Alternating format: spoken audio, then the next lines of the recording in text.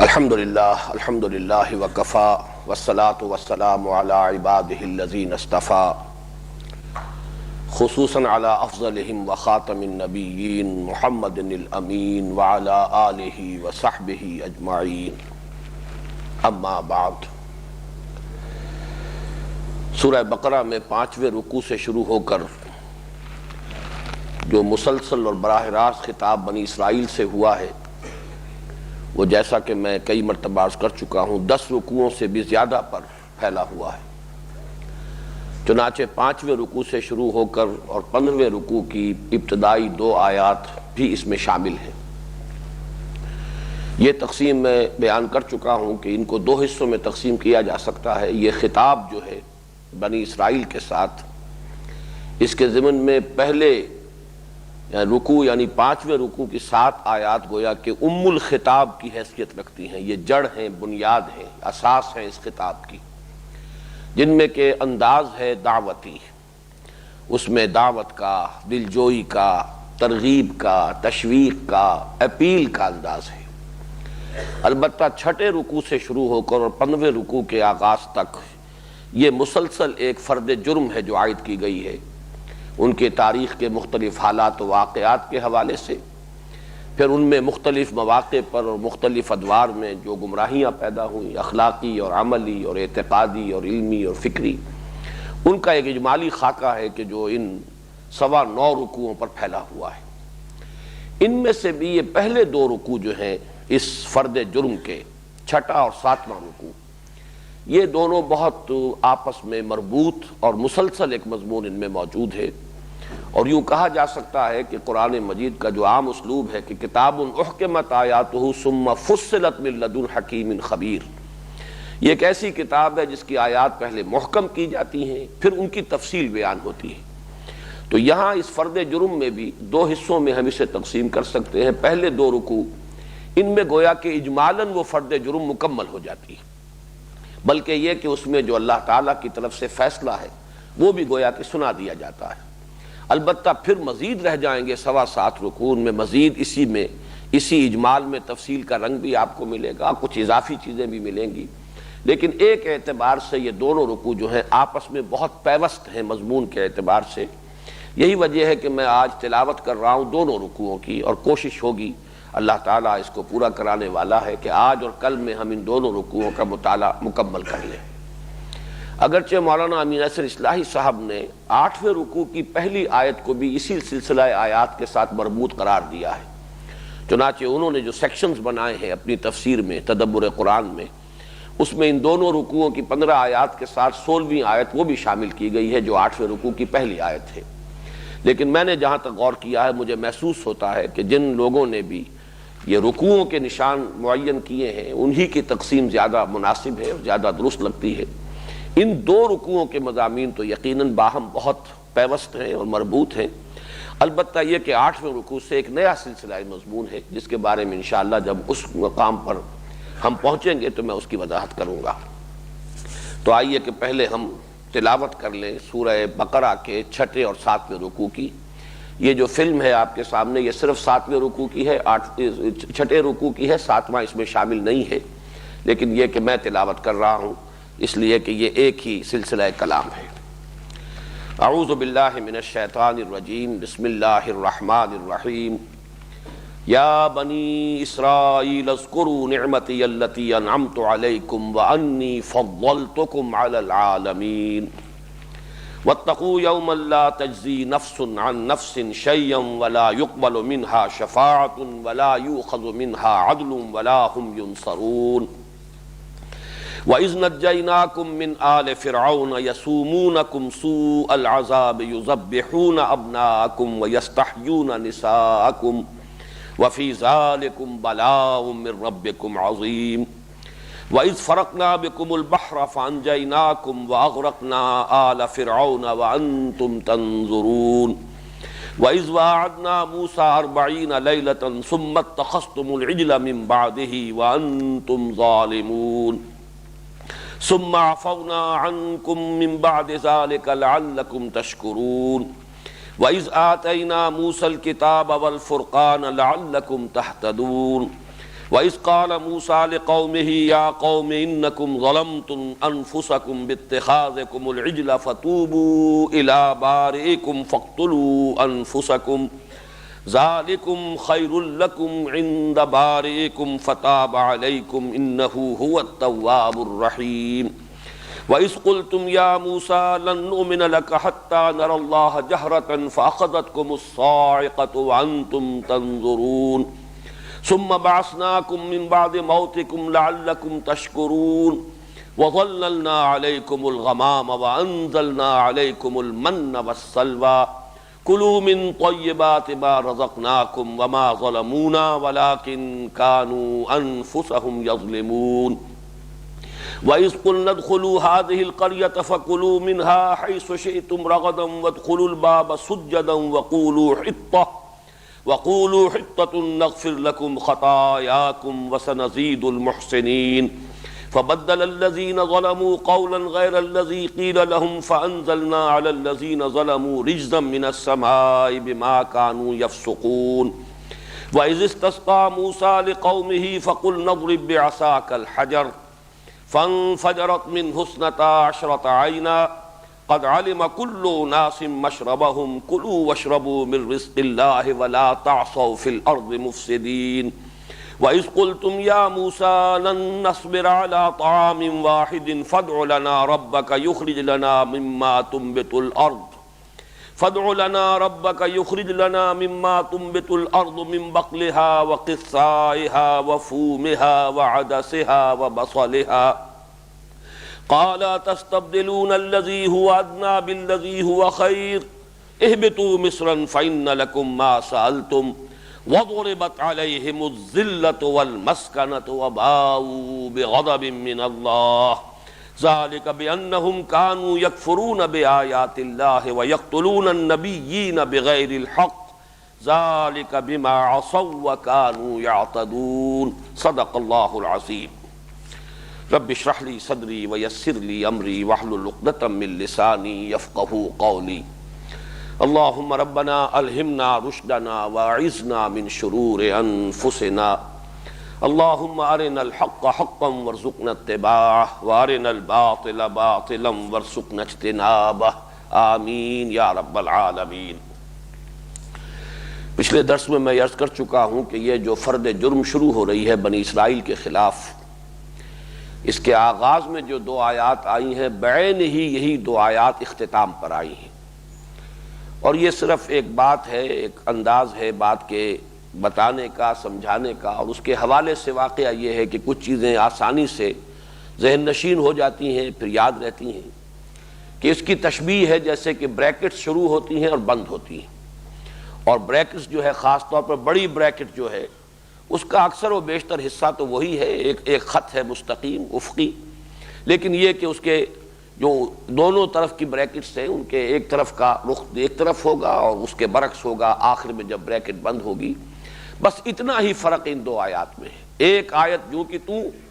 البتہ دوسری آیت میں ذرا ترتیب بدل گئی ہے، جیسا کہ میں پچھلی مرتبہ عرض کر چکا ہوں، آج بھی دوبارہ سامنے آ جائے گا۔ لیکن یہ کہ مجھے حیرت ہے کہ یہ جو اسلوب یہاں پر قرآن مجید نے اختیار کیا، اس کی طرف بہت کم لوگوں کی توجہ ہوئی کہ آخر کیا وجہ ہے کہ 5ویں رکوع میں بھی یا بنی اسرائیل اذکروا نعمتی التی انعمت علیکم واوفوا بعہدی اوف بعہدکم، پھر یہ کہ اس کے بعد 6واں رکوع شروع ہو رہا ہے یا بنی اسرائیل اذکروا نعمتی التی انعمت علیکم وانی فضلتکم علی العالمین، پھر جب یہ خطاب ختم ہو رہا ہے پھر بعین ہی یہی آیت دہرا کر آ رہی ہے۔ اس سے جو اشارے ہیں، یہ قرآن مجید کی یہ ترتیب، یہ سیاق و سباق، یہ جو مضامین کی تقسیم ہے، یقیناً اس میں بڑی حکمت پوشیدہ ہے۔ بہرحال اس کی طرف بہت کم لوگوں کی توجہ ہوئی ہے، لیکن مجھے تو اسی میں الحمدللہ کہ اس سب سے مشکل مسئلے کا حل ملا ہے جس کا میں نے پہلے بھی ذکر کیا تھا، اور انشاءاللہ اگلے درس میں پھر جب نوبت آئے گی 8ویں رکوع کی پہلی آیت کے جب وہ مطالعہ کریں گا تب اس پر تفصیلاً گفتگو ہوگی۔ اس کا جو حل ہے میرے ذہن میں اسی تقسیم کے حوالے سے ہوا۔ فرمایا یا بنی اسرائیل اذکروا نعمتی التی انعمت علیکم، اے بنی اسرائیل، بیان کر چکا ہوں اسرائیل حضرت یعقوب کا لقب ہے، اسر اور ایل سے مل کر بنا ہے، اسر بمانی عبد، ایل بمانی اللہ، عبد اللہ، یہ گویا کہ ان کا لقب ہے۔ اے عبداللہ کی اولاد یعنی حضرت یعقوب کی اولاد، اذکروا نعمتی التی انعمت علیکم، یاد کرو میری اس نعمت کو جو میں نے تم پر انعام فرمائی۔ یہاں جو تکرار ہے پچھلے رکوع کی پہلی آیت میں بھی اذکروا نعمتی کافی تھا، لیکن اس کے بعد التی انعمت علیکم، اس میں تاکید بھی ہے، اور دوسرے یہ کہ اس میں اصل فضل ہے ہمارا جو ہم نے تم پر کیا۔ انعمت علیکم، میں نے انعام کیا تم پر، یہ تمہارا کوئی استحقاق نہیں تھا بلکہ اللہ تعالیٰ کی طرف سے جو بھی تمہیں فضیلت عطا ہوئی ہے، یہ جان لو کہ یہ وہبی ہے، عطا کردہ ہے، یہ اللہ تعالیٰ کی دی ہوئی ہے، اس میں تمہارے استحقاق کو کوئی دخل حاصل نہیں ہے۔ اس لیے کہ جب انسان یہ سمجھتا ہے کہ میرے استحقاق کی بنیاد پر مجھے کوئی چیز ملی ہے تو اس میں عجب پیدا ہوتا ہے، فخر پیدا ہوتا ہے، غرور پیدا ہوتا ہے، اور یہی عجب اور غرور اور فخر جو ہے یہ در حقیقت بہت سی اعتقادی اور عملی گمراہیوں کی بنیاد اور سبب بن جاتا ہے۔ تو فرمایا یاد کرو میری اس نعمت کو جو میں نے تم پر انعام فرمائی، اور وَأَنِّي فَضَّلْتُكُمْ عَلَى الْعَالَمِينَ، یہ یہاں اس پچھلی آیت کے مقابلے میں اضافہ ہو رہا ہے، اور میں نے تو تمہیں تمام جہانوں پر فضیلت دی۔ اس میں سب سے پہلی بات یہ نوٹ کیجئے کہ یہ عربی زبان کا نحو کا ایک اسلوب ہے کہ بعض اوقات ظرف جو ہے اس کو جمع اس کی کر کے، لیکن اس میں مظروف کی جمع مراد ہوتی ہے۔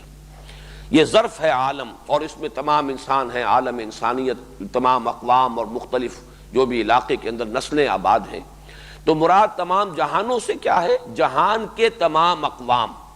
تمام اقوام عالم، جمع یہاں پر عالمین آیا ہے، عالم کی جمع آیا ہے، مراد اصل میں اس عالم میں بسنے والے لوگ، عالم انسانیت میں جو اقوام شامل ہیں، جملہ اقوام عالم پر تمہیں فضیلت دی۔ اور فضیلت کس معنی میں ہے؟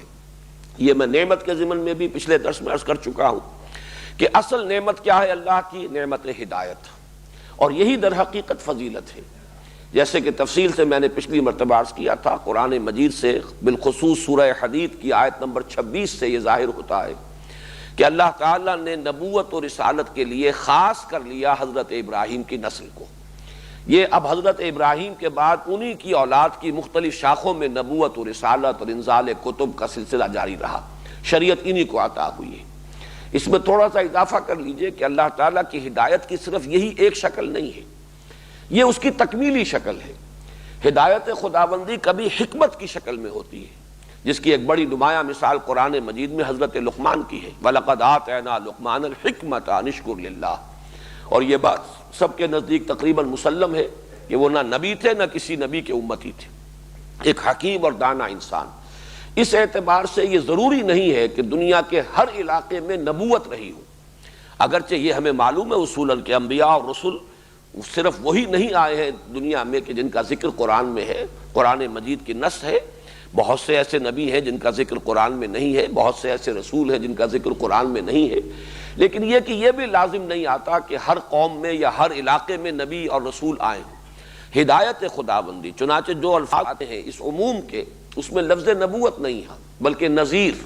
وَإِن مِّن قَرْيَةٍ إِلَّا خَلَا فِيهَا نَذِيرٌ، نہیں کوئی بستی ایسی جس میں کوئی نہ کوئی خبردار کرنے والا نہ آیا ہو۔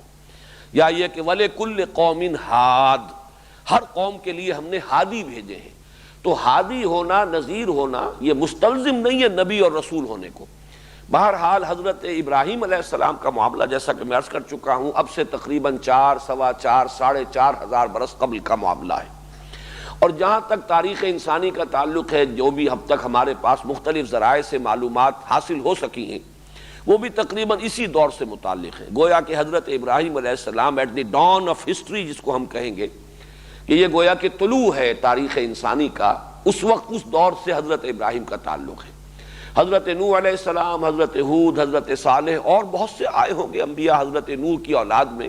اس لیے کہ حضرت ابراہیم سے پہلے نبوت اور رسالت کا سلسلہ رہا ہے حضرت نوح کی نسل میں، اور حضرت نوح کے 3 بیٹوں کی نسلیں جو ہیں وہ دنیا میں مختلف علاقوں میں پھیلی ہیں، تو وہاں بھی یقیناً نبی اور رسول آئے ہوں گے۔ حضرت نوح اور حضرت ابراہیم کے درمیان یہ ضروری نہیں ہے کہ صرف انہی کا ذکر جن کا قرآن میں آیا ہے صرف وہی رسول آئے ہوں، یعنی حضرت ہود اور حضرت صالح، اور اسی طریقے سے اور دوسرے دو ہی کا ذکر قرآن مجید میں ملتا ہے، اس لیے کہ تیسرے حضرت لوط ہیں، وہ کنٹمپریری ہیں حضرت ابراہیم علیہ السلام ہی کے بھتیجے ہیں، اور آپ ہی کے زمانے میں آپ بھی پر ایمان لائے ہیں، اگرچہ وہ بھی رسول بنا کر بھیج دیے گئے خاص علاقے کی طرف۔ لیکن یہ کہ اس دور میں تو نبوت اور رسالت دنیا کے دوسرے علاقوں میں بھی ہو سکتی ہے، لیکن حضرت ابراہیم علیہ السلام کے بعد قرآن مجید میں سورہ حدید کی آیت نمبر 26 سے یہ لازم آتا ہے کہ پھر نبوت اور رسالت حضرت ابراہیم کی نسل ہی میں رہی۔ وَلَقَدْ أَرْسَلْنَا نُوحًا وَإِبْرَاهِيمَ وَجَعَلْنَا فِي ذُرِّيَّتِهِمَا النُّبُوَّةَ وَالْكِتَابَ، ہم نے ان کی نسل ہی کے اندر معین کر دی، رکھ دی نبوت اور کتاب۔ اس اعتبار سے یہ نسل ابراہیمی جو ہے اسی کے اندر یہ سلسلہ نبوت اور رسالت جاری رہا، اور یہ ہمیں معلوم ہے کہ اس میں سب سے زیادہ جو سلسلہ جاری رہا ہے یہ حضرت اسحاق کے بیٹے حضرت یعقوب، اور پھر ان سے جو نسل چلی ہے یہی ہے جنہیں کہ دنیا میں عام طور پہ جانا جاتا ہے کہ prophets of the old testament, جن کا ذکر جو ہے تورات کے اندر آتا ہے، اس کے مختلف صحیفوں کے اندر موجود ہے۔ یہ فضیلت ہے جو تمام جہان والوں پر یعنی تمام اقوام عالم پر اللہ تعالیٰ نے ان کو عطا فرمائی۔ اسی نبوت اور رسالت کا پھر مظہر یہ ہے کہ یہ تو دنیا میں تسلیم کیا جاتا ہے کہ توحید اپنی صریح اور واضح صورت میں صرف انہی کے ہاں پائی گئی ہے۔ باقی دنیا جو ہے کہیں اسلام پرستی چل رہی ہے، کہیں کواکب پرستی چل رہی ہے، کہیں مظاہر پرستی چل رہی ہے، کہیں درختوں کو پوجا جا رہا ہے، کہیں سانپوں کو اور بچھوؤں کو پوجا جا رہا ہے۔ تو مظاہر پرستی جو ہے دنیا میں ہر جگہ پر آپ کو نظر آئے گی، لیکن یہ قوم جو ہے تھرو دی ہسٹری، تاریخ کے دوران توحید پر قائم رہی ہے۔ اس میں عملی گمراہیاں آئیں اور دوسری اعتقادی گمراہیاں آ گئیں، عجب پیدا ہو گیا، فخر پیدا ہو گیا، بدعملی پیدا ہو گئی، اخلاقی زوال آ گیا، لیکن بائی اینڈ لارج یہ کہا جائے گا کہ یہ قوم بحیثیت مجموعی توحید پر قائم رہی۔ ایسے ادوار بھی آئے ہیں کہ جن قوموں کے پاس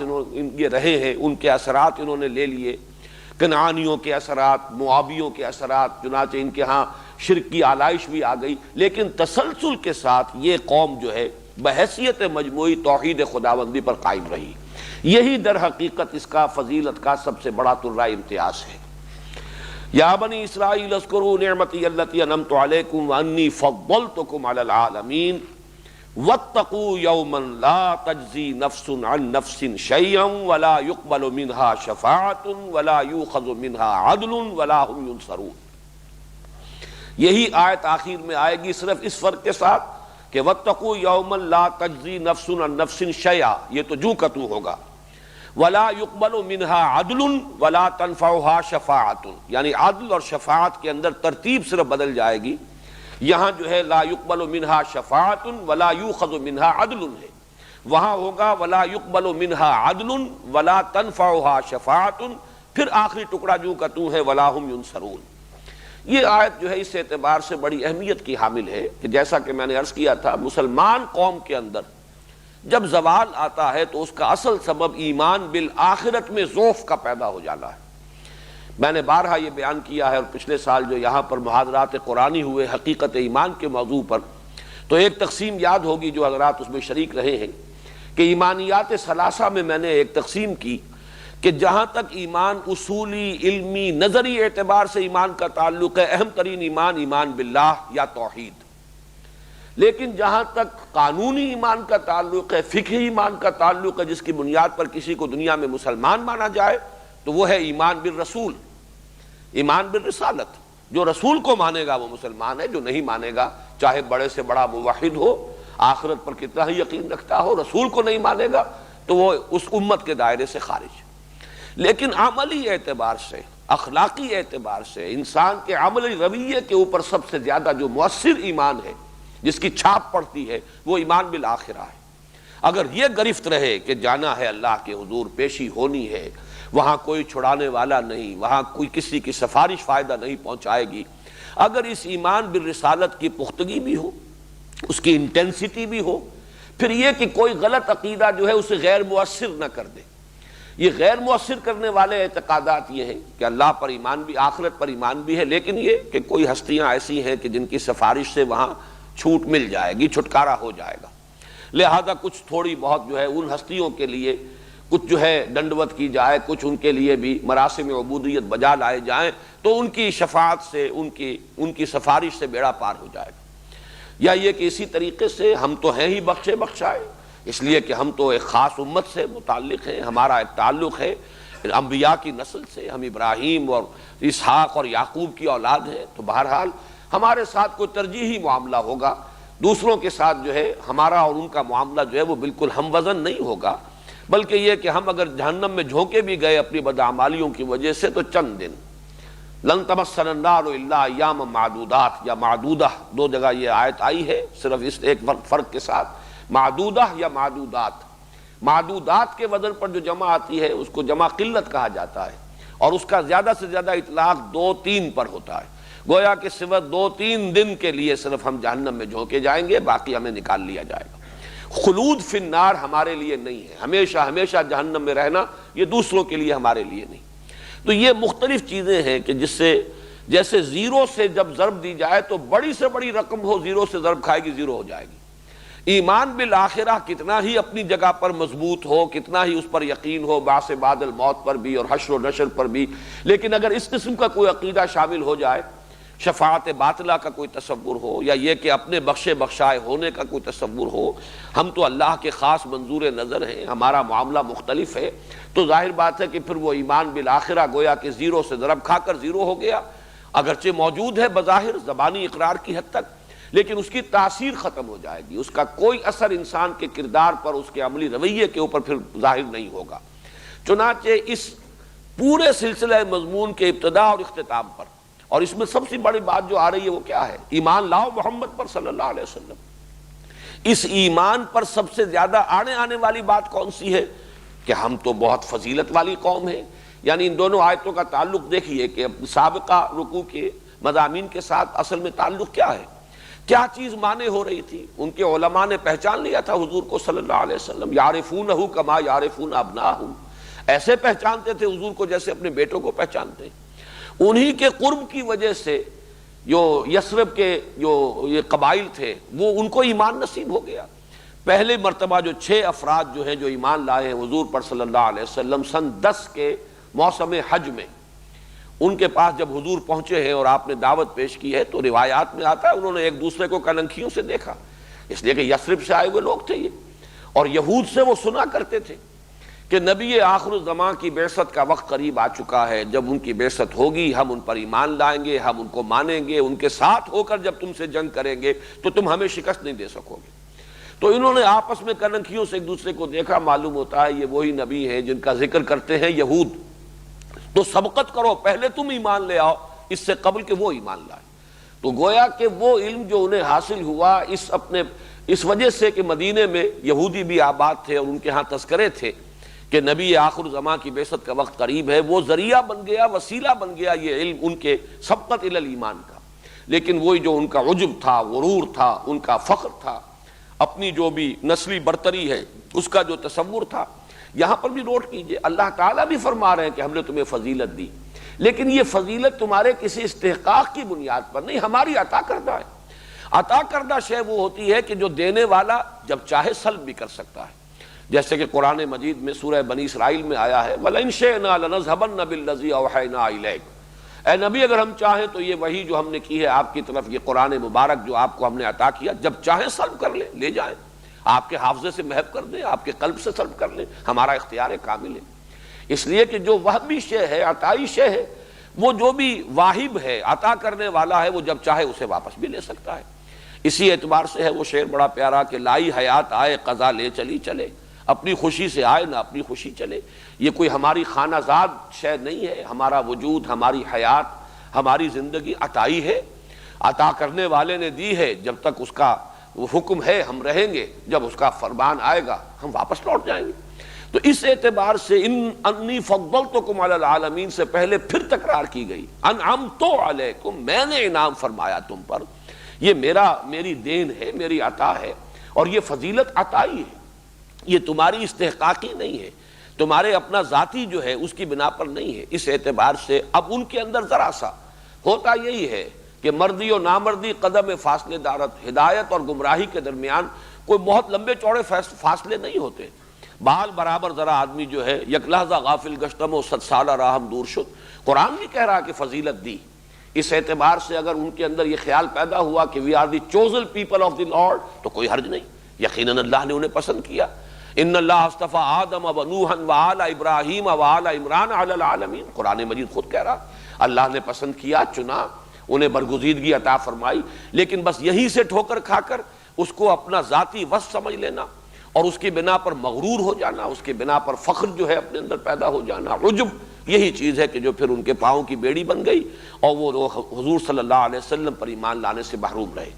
اب اس میں ڈرایا جا رہا ہے اس دن سے ڈرو،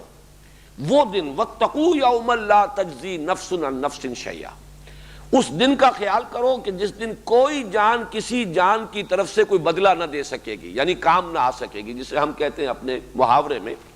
واتقوا یوما لا تجزی نفس عن نفس شیئا. کوئی جان کسی جان کے کام نہ آ سکے گی. یہ تجزی جو ہے نفس کے لیے چونکہ مؤنث کا صیغہ ہے، اسی اعتبار سے یہ چیز چونکہ قرآن مجید کے بڑی بنیادی تعلیمات میں سے ہے. میں چند اور مقامات کے حوالے سے اس مضمون کو موقت کر دینا چاہتا ہوں، اس لیے کہ جیسے کہ میں نے پہلے عرض کیا تھا حضور کی حدیث کے حوالے سے یہ ساری گمراہیاں ہمارے اندر بھی پیدا ہو چکی ہیں. ہم بھی امت مرحومہ ہیں، جیسے وہ chosen people of the lord, جیسے ان کو یہ غرہ تھا، یہ بھی امت مرحومہ ہے. جو کچھ بھی ہے لیکن تیرے محبوب کی امت میں ہے، بس تیرے محبوب میں امت میں ہونے کی بنا پر ہمارا ایک استحقاق ہے اور ہمارے ساتھ ترجیحی سلوک ہونا چاہیے. اس اعتبار سے یہی مضمون جو 2 مرتبہ یہاں آیا ہے، جیسے میں نے پچھلے درس میں حوالہ دیا تھا وَاسْتَعِینُوا بِالصَّبْرِ وَالصَّلَاحِ، جیسے کہ پچھلے رکوع کے اختتام پر آیا بنی اسرائیل سے خطاب کر کے، وہی آیت آ جائے گی 19ویں رکوع کے شروع میں یا ایھا الذین آمنوا استعینوا بالصبر والصلاح. اس لیے کہ دین کی بنیادی تعلیمات میں تو کوئی فرق و تفاوت نہیں ہے. اللہ تعالیٰ کے جو قوانین پہلے تھے وہ آج بھی ہیں. تمہیں بھی اب مدد کی ضرورت ہے مسلمانوں، اس لیے کہ تم پر بہت بڑا بوجھ آ رہا ہے، ذمہ داری آ رہی ہے. اب تم شہادت علی الناس کے منصب پر فائز کیے جا رہے ہو. اپنے اس مقصد کو اور مشن کو پورا کرنے کے لیے تمہیں مدد کی ضرورت ہے، لیکن مدد ملے گی صبر اور نماز سے، جیسے کہ کہا گیا بنی اسرائیل سے. اسی طریقے سے یہ آیت جو دو دفعہ آئی ہے بنی اسرائیل سے خطاب میں وَاتَّقُوا يَوْمًا لَا تَجْزِي نَفْسٌ عَن نَفْسٍ شَيْئًا وَلَا يُقْبَلُ مِنْهَا شَفَاعَةٌ وَلَا يُؤْخَذُ مِنْهَا عَدْلٌ وَلَا هُمْ يُنصَرُونَ. بعین ہی یہی مضمون آپ کو مل جائے گا آیت نمبر 254 میں مسلمانوں سے خطاب کر کے. آیت الکرسی جو ہے 255 اس سے جو پہلی آیت ہے یا ایھا الذین آمنوا انفقوا مما رزقناکم من قبل ان یاتی یوم لا بیع فیہ ولا خلۃ ولا شفاعۃ والکافرون هم الظالمون. اہل ایمان اللہ کا تقوی اختیار کرو اور خرچ کر دو، لگا دو، کھپا دو، وہ چیز جو اللہ نے تمہیں دی ہے اس کے راستے میں صرف کر دو، اس سے پہلے کہ وہ دن آ دھمکے جس دن نہ کوئی دوستی کام آئے گی، نہ کوئی لین دین ہوگا، نہ کوئی شفاعت فائدہ پہنچائے گی. تو یہ مضمون جو ہے اپنی جگہ پر انتہائی اہم ہے. چنانچہ 2 مرتبہ اگر بنی اسرائیل سے خطاب کر کے آیا تو جب مسلمانوں سے خطاب کا وقت آیا تو وہاں بھی وہی بات دہرائی گئی. ویسے یہ کہ مکی صورتوں میں یہ مضمون جو ہے بار بار آیا وَلَا تَزِرُ وَازِرَةٌ وِزْرَ أُخْرَىٰ، نہیں اٹھائے گی کوئی جان کسی اور کے بوجھ کو. ہر ایک کو اپنا اپنا بوجھ اٹھانا ہے، اپنی اپنی گٹھلیاں جو ہیں اپنے اپنے کندھوں پر ہوں گی. نیکی ہے تو وہ بھی کسی کی نیکی دوسرے کو فائدہ نہیں پہنچائے گی، اور کسی کی اگر بدی ہے تو وہ بھی کسی دوسرے کے کھاتے میں نہیں ڈالی جائے گی. اسی طریقے سے فرمایا یوم لا ينفع مال ولا بنون الا من اتى اللہ بقلب سلیم. وہ دن کہ جس دن نفع نہیں پہنچائیں گے، نہ کوئی مال جو ہے مفید ہوگا، نہ بیٹے مفید ہوگے، نہ بیٹے کام آ سکیں گے. البتہ یہ کہ اگر اولاد صالح ہے اور اس کی تربیت میں اگر والدین کا اپنا بھی حصہ ہے تو وہ صدقہ جاریہ ہے. لیکن یہ ہے کہ محض کسی کا نیک ہونا جو ہے وہ دوسرے کے لیے مفید نہیں ہوگا. الا من اتى اللہ بقلب سلیم، مگر وہ سوائے اس کے کہ جو اللہ کے حضور میں حاضر ہوا ہے اپنے قلب سلیم کے ساتھ. دل پر میل نہ آنے دیا جائے، دل کے اندر، روح کے اندر آلودگی نہ آنے پائے، گناہوں کے اثرات جو ہیں وہ اس کو ملوث نہ کر دیں. اسی طرح وَاخْشَوْا یوماً، یہ سورہ لقمان کی آیت بڑی اہم ہے. وَاخْشَوْا یوماً لا یجزی والد عن ولدہ شیئا ولا مولود هو جاز عن والدہ شیئا. ڈرو اس دن سے جس دن کے کوئی والد جو ہے اپنے اولاد کے کام نہیں آ سکے گا، نہ اولاد اپنے والدین کے کام آ سکے گی. اس لیے کہ ہر ایک کو اپنی ذمہ داری، اپنی اکاؤنٹیبلٹی خود فیس کرنی ہے. جیسے کہ ایک اور جگہ پر فرمایا کہ کلہم آتی ہے یوم القیامت فردا، ہر ایک کو وہاں انفرادی حیثیت سے پیش ہونا ہے، اور وہ تو دو مقامات جو ہیں قرآن مجید کے وہ بہت ہی لرزہ طاری کر دینے والے ہیں، جیسے کہ سورہ معارج میں بھی آیا ہے اور آخری پارے میں بھی آیا ہے،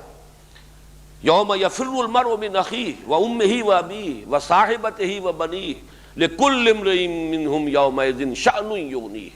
جس دن کے بھاگے گا انسان اپنے بھائی سے بھی اور اپنی ماں سے بھی اور اپنے باپ سے بھی اور اپنی بیوی سے بھی اور اپنے بیٹوں سے بھی،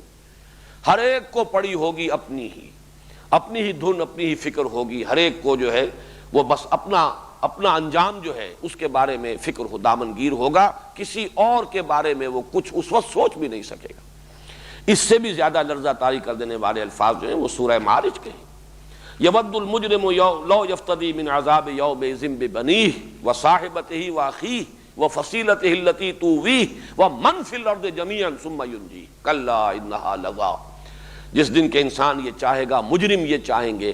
کسی طرح فدیے میں لے لیے جائیں ان سے اس کے بیٹے، اور فدیے میں لے لی جائے بیوی بھی، اور فدیہ میں لے لیا جائے بھائی بھی، اور اس کا وہ سارا کنبہ قبیلہ جس نے کہ اسے پناہ دی، پالا پوسا، اس کی حفاظت کی، اور جو بھی زمین میں ہے کل تمام مخلوقات فدیے میں لے کر اور کسی طریقے سے اس کو نجات مل جائے۔ تو اب یہ کیفیت جو ہے جب تک کہ یہ سامنے نہ رہے اس وقت تک ایمان بالآخرہ جو ہے اس کے اندر تاثیر نہیں ہوگی، اس کا کوئی اثر انسان کے قلب پر، اس کے کردار پر، اس کے اعمال پر وارد نہیں ہوگا۔ دوسرا فرمایا وَلَا يُقْبَلُ مِنْهَا شَفَاعَةٌ، اور نہ ہی کسی جان کی طرف سے کوئی شفاعت قبول کی جائے گی۔ اس میں اصل میں اگرچہ قرآن مجید میں بہت سے مقامات پر شفاعت کی نفی کلی بھی آئی ہے، لیکن بعض مقامات پر اس کا ایک اثبات بھی آیا ہے، اور وہ اثبات یہ ہے کہ جس کے لیے بھی اللہ تعالیٰ اجازت دے دے گا اور جسے اجازت دے دے۔ چنانچہ شفاعت کی پھر ہمارے ہاں دو قسمیں ہوئی ہیں، احادیث میں ان کی مزید تفصیل بھی ہے، لیکن اس میں فرق و تفاوت کیا ہے بنیادی طور پر؟ ویسے یہ مضمون آئے گا بالکل یکجا ہو کر، جس آیت کا میں نے ابھی حوالہ دیا آیت نمبر 254 سورہ بقرہ کی، اس میں کیٹیگوریکل ڈینائل ہے، ولا شفاعہ، کوئی شفاعت نہیں، کوئی بھی شفاعت اور کوئی سفارش نہیں۔ لیکن اگلی آیت آیت الکرسی میں ہے، اس میں تھوڑا سا استثناء جو ہے کر دیا گیا، من ذا الذی یشفع عندہ الا باذنہ، کون ہے وہ جو شفاعت کر سکے اس کے حضور میں مگر اس کی اجازت سے۔ تو معلوم ہوا کہ اذن رب کے ساتھ شفاعت وہاں ہوگی۔ یہ مسئلہ جو ہے اس میں بس ایک باریک فرق اس وقت نوٹ کر لیجئے کہ جس کے حق میں شفاعت کی جانی ہو وہ بھی اللہ کی طرف سے اپرووڈ ہو، اور جو شفاعت کرے اسے بھی اذن ملے۔ قرآن مجید سے یہ دوہری اذن کا ثبوت ملتا ہے، تب شفاعت کا کوئی اس بات ہے، استثناء جو کیا گیا ہے قرآن مجید میں، اور اس کا مقصد جو بیان کیا ہے علماء نے، اور وہی واحد توجیہ ممکن ہے کہ وہ کچھ شخصیات کا جو اللہ تعالیٰ کے ہاں مقام اور مرتبہ ہے اس کے اظہار کے لیے، تاکہ معلوم ہو کہ یہ اللہ کے مقربین میں سے ہیں، ان کا اونچا درجہ ہے، یہ صدیقین میں سے ہیں، یہ شہداء میں سے ہیں، یہ انبیاء ہیں، یہ خاتم الرسل ہیں، آخر المرسلین ہیں، سید الانبیاء والمرسلین ہیں۔ تو مختلف شخصیتوں کے مقام کے اظہار کے لیے کہ ان کی بات سامنے آئے کہ ان کا اللہ کے ہاں کیا درجہ ہے۔ اگرچہ اس میں ایک جو ہے اشکال رہتا ہے کہ اگر تو ہم یہ تصور کریں کہ جیسے کہ یہ کھلے عام کوئی دربار لگا ہوا ہو اور اس میں واضح طور پر اجازت دی جائے کہ ہاں آپ شفاعت کر سکتے ہیں فلاں کی، تو پھر تو ان کا جو مقام ہے اس کا کوئی اظہار نہیں ہوتا، ظہور نہیں ہوتا، وہ تو پھر صاف نظر آ جائے گا۔ تو اس کا جو حل سمجھ میں آتا ہے وہ یہی ہے کہ یہ چیزیں القاء ہوں گی، یہ براہ راست اللہ تعالیٰ کی طرف سے اس طور سے ایکسپریس جو ہے کہا نہیں جائے گا کہ آپ شفاعت کر سکتے ہیں، بلکہ یہ کہ یہ گویا کہ القاء کر دیا جائے گا کہ اس شخص کے حق میں اگر آپ چاہیں تو آپ شفاعت کر سکتے ہیں۔ تو یہ چیز چونکہ لوگوں کے علم میں نہیں آئے گی، اس اعتبار سے ظاہر یہی ہوگا کہ ان کا ایک مقام ہے، اللہ تعالیٰ کے مقربین میں سے ہیں، ان کی شفاعت جو ہے یہاں مفید ثابت ہو رہی ہے۔ لیکن یہ کہ قرآن مجید نے جس چیز کی نفی کی ہے وہ یہ ہے کہ یہ سمجھنا کہ کوئی ہستی اتنی زور آور ہے، کسی ہستی کو اختیار حاصل ہے، کسی کا استحقاق ذاتی ہے، یہ در حقیقت یہ شفاعت باطلہ ہے۔ اور یہ کہ وہ کسی حق کو ناحق یا ناحق کو حق کر دے گی شفاعت، یہ شفاعت باطلہ کا تصور ہے، یہ پھر وہ زیرو ہے کہ جس سے ایمان بالآخرہ جو ہے وہ زیرو ہو کر رہ جاتا ہے، اس کی تاثیر ختم ہو جاتی ہے۔ تو فرمایا وَاتَّقُوا يَوْمًا لَا تَجْزِي نَفْسٌ عَن نَفْسٍ شَيْئًا وَلَا يُقْبَلُ مِنْهَا شَفَاعَةٌ وَلَا يُؤْخَذُ مِنْهَا عَدْلٌ۔ عدل کا لفظ آتا ہے برابری کے لیے، عدل کہتے بھی اسی کو ہے، برابر برابر اسی معنی میں یہ سورہ انعام میں لفظ آیا ہے ثم الذین کفروا بربہم یعدلون، حالانکہ اللہ تعالیٰ ہی خالق آسمان اور زمین کا، اللہ ہی نے روشنی اور جو اندھیرے ہیں وہ بنائے ہیں، لیکن پھر بھی کچھ لوگ ہیں کہ جو اپنے رب کے برابر دوسری ہستیوں کو کر دیتے ہیں۔ تو عدل کے معنی یہاں پر برابر کر دینا، اسی معنی میں فدیے کو عدل کہا گیا ہے، گویا کہ کسی کا وہ برابر کا ہو کر بدل بن جاتا ہے۔ جیسے کہ اسیر تھے غزوہ بدر کے، تو فدیہ جن سے لیا گیا گویا کہ وہ ان کی جان کا بدل بن گیا، جیسے کفارہ ہوتا ہے وہ گناہ کا بدل بن جاتا ہے، اسی طرح فدیہ جو ہے وہ کسی کے جرم کا گویا کہ وہ کفارہ بن کر اس کا معاوضہ، اس کا بدل بن جاتا ہے۔ تو ولا يقبل منها عدل ولا هم ينصرون ولا يؤخذ منها عدل ولا هم ينصرون، اور نہ ہی ان کی کہیں کوئی مدد کسی جانب سے ہو سکے گی۔ تو یہ آیت مبارکہ جیسا کہ میں نے عرض کیا اپنے اصل مضمون کے اعتبار سے ایمان بالآخرہ، آخرت پر ایمان اور یقین کے مؤثر ہونے کے لیے یہ گویا کہ اہم ترین ہے کہ یہ چیزیں مستحضر رہے کہ اللہ تعالیٰ کے ہاں جب محاسبہ ہوگا وہاں تو انسان کو لیس للانسان الا ما سعی وان سعیہ سوف یری، انسان کو وہی کچھ ملے گا جس کے لیے اس نے محنت کی ہوگی، ہاں اس کی محنت جو ہے وہ ضائع نہیں جائے گی، وہ اس کے سامنے آ جائے گی۔ فمن یعمل مثقال ذرۃ خیرا یرہ ومن یعمل مثقال ذرۃ شرا یرہ، جو کوئی بھی کسی نے نیکی کی ہوگی ذرے کے ہم وزن اپنے سامنے موجود پائے گا، اور جس کسی نے بدی کمائی ہوگی ذرے کے ہم وزن اپنے سامنے موجود پائے گا۔ اگرچہ یہ اپنی جگہ پر ہے کہ ان الحسنات یذھبن السیئات، انسان کی بہت سی نیکیاں کفارہ بنتی رہتی ہیں اس کی بہت سے تقصیرات کا، کوتاہیوں کا، خصوصاً جو صغائر ہیں، صغیرہ گناہ وہ دھلتے رہتے ہیں نیکیوں کے ساتھ، لیکن بہرحال اس سے یہ کہ موجود ہوگا، انسان دیکھ لے گا۔ جیسے کہ آپ کو بیلنس شیٹ ملتی ہے تو ڈیبٹ کریڈٹ جو ہے بہرحال انٹریز موجود ہوں گی کہ تمہارے اس کریڈٹ کی وجہ سے وہ ڈیبٹ جو ہے وہ نیوٹرلائز ہو گیا ہے، لیکن یہ کہ انسان کے اصل فیصلہ کن شے اس کا اپنا عمل ہے، اس کا اپنا کردار ہے، اس کی اپنی روش۔ اب اس کے بعد فرمایا وَإِذْ نَجَّيْنَاكُمْ مِنْ آلِ فِرْعَوْنَ يَسُومُونَكُمْ سُوءَ الْعَذَابِ يُذَبِّحُونَ أَبْنَاءَكُمْ وَيَسْتَحْيُونَ نِسَاءَكُمْ وَفِي ذَلِكُمْ بَلَاءٌ مِّن رَّبِّكُمْ عَظِيمٌ۔ اب یہاں سے جو سلسلہ شروع ہو رہا ہے اس میں کچھ واقعات ہیں جو بنی اسرائیل کی تاریخ کے بالکل ابتدائی دور کے ہیں۔ ویسے تو بنی اسرائیل کی تاریخ شروع ہوگی تقریباً 1850 قبل مسیح سے، اس لیے کہ حضرت یعقوب کی اولاد، جیسا کہ میں نے پہلے عرض کیا تھا، اندازے ہیں، ان کو تیقن کے ساتھ تو نہیں کہا جا سکتا، لیکن جن لوگوں نے ریسرچ کی ہے اور تحقیق کی ہے تو حضرت یوسف کی پیدائش کا سن 1906 قبل مسیح ہے۔ ان کے ہی بھائی ہیں یہ 11 بھائی اور، جو کہ بنو اسرائیل، بنو یعقوب ہے، حضرت یعقوب کی اولاد 12 بیٹے، اور یہ پھر آئے ہیں مصر میں آ کر آباد ہوئے ہیں۔ اور حضرت یوسف علیہ السلام کی اگر پیدائش 1906 کی ہے تو ظاہر بات ہے اس کے بعد کچھ عرصہ گزرا ہے ان کا، وہ جیل میں بھی رہے ہیں، مصر میں رہے ہیں، پھر وہ فائز ہوئے ہیں، تو تقریباً یوں سمجھیے کہ اس کے بعد پھر وہ قحط کے سال ہیں اور بڑی خوشحالی کے سال ہیں، پھر قحط کے سال شروع ہوئے ہیں، پھر وہ ایک سلسلہ جو سورہ یوسف میں تفصیل سے واقعات کا ہے۔ اس کے بعد وہ وقت آیا ہے کہ انہوں نے حضرت یعقوب کو اور اپنے تمام بھائیوں کو، اپنے تمام اہل و عیال سمیت وہ پورا خاندان مصر میں آ کر آباد ہو گیا۔ جوشن کا علاقہ یا جشن یا جوشن اس کا نام ہے، یہ بالکل نیل کا جو ڈیلٹا ہے، تقریباً جو دریائے نیل کا جو کہ مشرقی علاقہ ہے، اور یہ جو ہے وہ زرخیز ترین علاقہ ہے، اس میں ان کو آباد کیا گیا ہے، ڈیلٹا کے علاقے کے اندر۔ یہ یہاں پر 1850 قبل مسیح میں، تو تاریخ بنو اسرائیل کی تو یہاں سے شروع ہو گئی، لیکن اصل میں ان کی حیثیت ایک امت کی جو ہے وہ حضرت موسیٰ علیہ السلام کی بعثت سے ہے۔ حضرت موسیٰ علیہ السلام کی بعثت کا زمانہ اگرچہ مختلف آراء ہیں، 1450 قبل مسیح میں بھی کہا گیا ہے، ایکسوڈس جو ہوا ہے مصر سے حضرت موسیٰ علیہ السلام جو لے کر نکلے ہیں، 1447 کا سن بھی باقاعدہ کچھ محققین نے معین کیا ہے۔ مولانا مودودی نے اپنی تفہیم میں کچھ اور دوسرے سورسز کے حوالے سے 1300 قبل مسیح، گویا کہ یہ 450 برس یا 550 برس کا عرصہ جو ہے، 500 برس کا، یہ مصر میں یہ رہے ہیں حضرت یوسف علیہ السلام کے بعد سے حضرت موسیٰ علیہ السلام کے ساتھ مصر سے جو نکلنے کا وقت آیا ہے۔ یہ جو 4-5 صدیاں ہیں، اس کا جیسا کہ میں عرض کر چکا ہوں کہ پہلا حصہ جو ہے تقریباً 1/3 وہ تو بڑے عیش میں ان کا گزرا ہے، یہ پیرزادوں کے مانند تھے، اس لیے کہ وہ جو بادشاہ تھا مصر کا اس وقت ہکسوس کنگز میں سے، اس نے ان کا بڑا اعزاز کیا، پھر وہ بہت معتقد تھا حضرت یوسف کا، اور ان کے یہ بھائی بند تھے، تو جیسے پیرزادوں کی عزت ہوتی ہے اس طریقے سے اس پورے خاندان کی عزت بھی ہوئی، اور ایک سیاسی ایلیمنٹ بھی اس میں معلوم ہوتا ہے، چونکہ ہکسوس کنگز بھی اصل قبطی نہیں تھے، یہ اصل مصر کے باشندے نہیں تھے، بلکہ یہ بھی عرب تھے قومی اعتبار سے، اور انہوں نے حملہ کر کے یہاں پر حکومت قائم کی تھی، یہ فرائض میں سے نہیں ہے۔ لہذا انہوں نے شاید یہ محسوس کیا ہو کہ ایک باہری قوت جو ہے باہر کے لوگوں کی،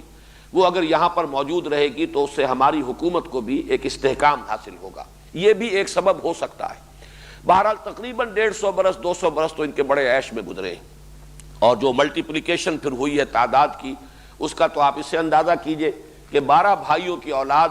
550 برس کے بعد جب نکلی ہے وہاں سے، تو 6 لاکھ افراد، تورات کی یہ روایت ہے، قرآن مجید میں اس کا ذکر نہیں ہے، لیکن تورات میں 6 لاکھ افراد کی گنتی ہے 12 قبیلوں کی، فلاں قبیلے کے اتنے مرد اتنی عورتیں اتنے بچے، اور فلاں قبیلے کے اتنے مرد اتنی عورتیں اتنے بچے، 6 لاکھ افراد لے کر حضرت موسیٰ علیہ السلام 1450 قبل مسیح یا 1300 قبل مسیح میں نکلے۔ پھر ان کا سفر ہے یہ صحرائے سینا کے اندر، سینائی پیننسولا جو ہے اس کے مغربی ساحل کے ساتھ ساتھ، جو کہ مشرقی ساحل بنے گا خلیج سویس کا، اس کے ساتھ ساتھ آئے ہیں تقریباً ٹپ آف دی پیننسولا جو ہے جنوبی علاقہ، جیسے ہندوستان جو ہے ایک تکون بنتی ہے، جیسے انورٹڈ تکون بنے گی کہ اوپر چوڑی ہے اور نیچے جا کر وہ راس کماری، جسے آج کل وہ کنیا کماری کہتے ہیں، وہاں جا کر اس کی ٹپ بنتی ہے۔ اسی طرح یہ سینائی پیننسولا ہے، جزیرہ نمائے سینا، اس کے ایک طرف خلیج عقبہ چلی گئی ہے اور ایک طرف جو ہے یہ خلیج سویس، ان دونوں کے درمیان پھر یہ دونوں خلیجیں آ کر ملتی ہیں، بحر احمر جو ہے وہ گویا کہ پھر جنوب کی طرف یہ پورا بحر احمر ہے، تو ریڈ سی ہے۔ تو یہاں سے اس کے مغربی حصے میں سفر کیا ہے، تقریباً ٹپ کے پاس ہے وہ علاقہ جہاں پہ کوہ طور، وادی سینا، یہاں پھر ان کا پڑاؤ رہا ہے، اور یہاں پھر حضرت موسیٰ علیہ السلام کو بلا کر کوہ طور پر اللہ تعالیٰ نے تورات عطا فرمائی۔ تو یہ جو اس رکوع میں واقعات آ رہے ہیں، ان 2 رکوعوں میں، یہ سب اس دور سے متعلق ہیں جبکہ مصر سے خروج ہوا ہے اور حضرت موسیٰ بنی اسرائیل کو لے کر نکلے ہیں۔ پھر یہ کہ صحرائے سینا کے اندر، بلکہ سینائی پیننسولا کہنا چاہیے، صحرا جو ہے وہ اس کا درمیانی علاقہ ہے، دونوں طرف جو ہے مشرقی ساحل بھی مغربی ساحل بھی، یہ کچھ پہاڑی سے علاقے ہیں، جیسے کہ حجاز کا علاقہ ہے عرب کا مغربی ساحل، تو یہ اس کے ساتھ ساتھ جو ہے نیچے آئے ہیں۔ تو اس میں جو وقت گزرا ہے اس کے یہ چند واقعات ہیں جن کا ذکر کیا جا رہا ہے۔ یہ نوٹ کر لیجئے کہ قرآن مجید نے نہ تو ان واقعات کی تفصیل دی ہے، ان میں سے بعض واقعات وہ ہیں جو سورہ اعراف میں قدر تفصیلاً بیان ہو چکے ہیں، یہاں صرف حوالہ آ رہا ہے۔ دوسرے یہ کہ ان واقعات کی تاریخی تدریج بھی نہیں ہے،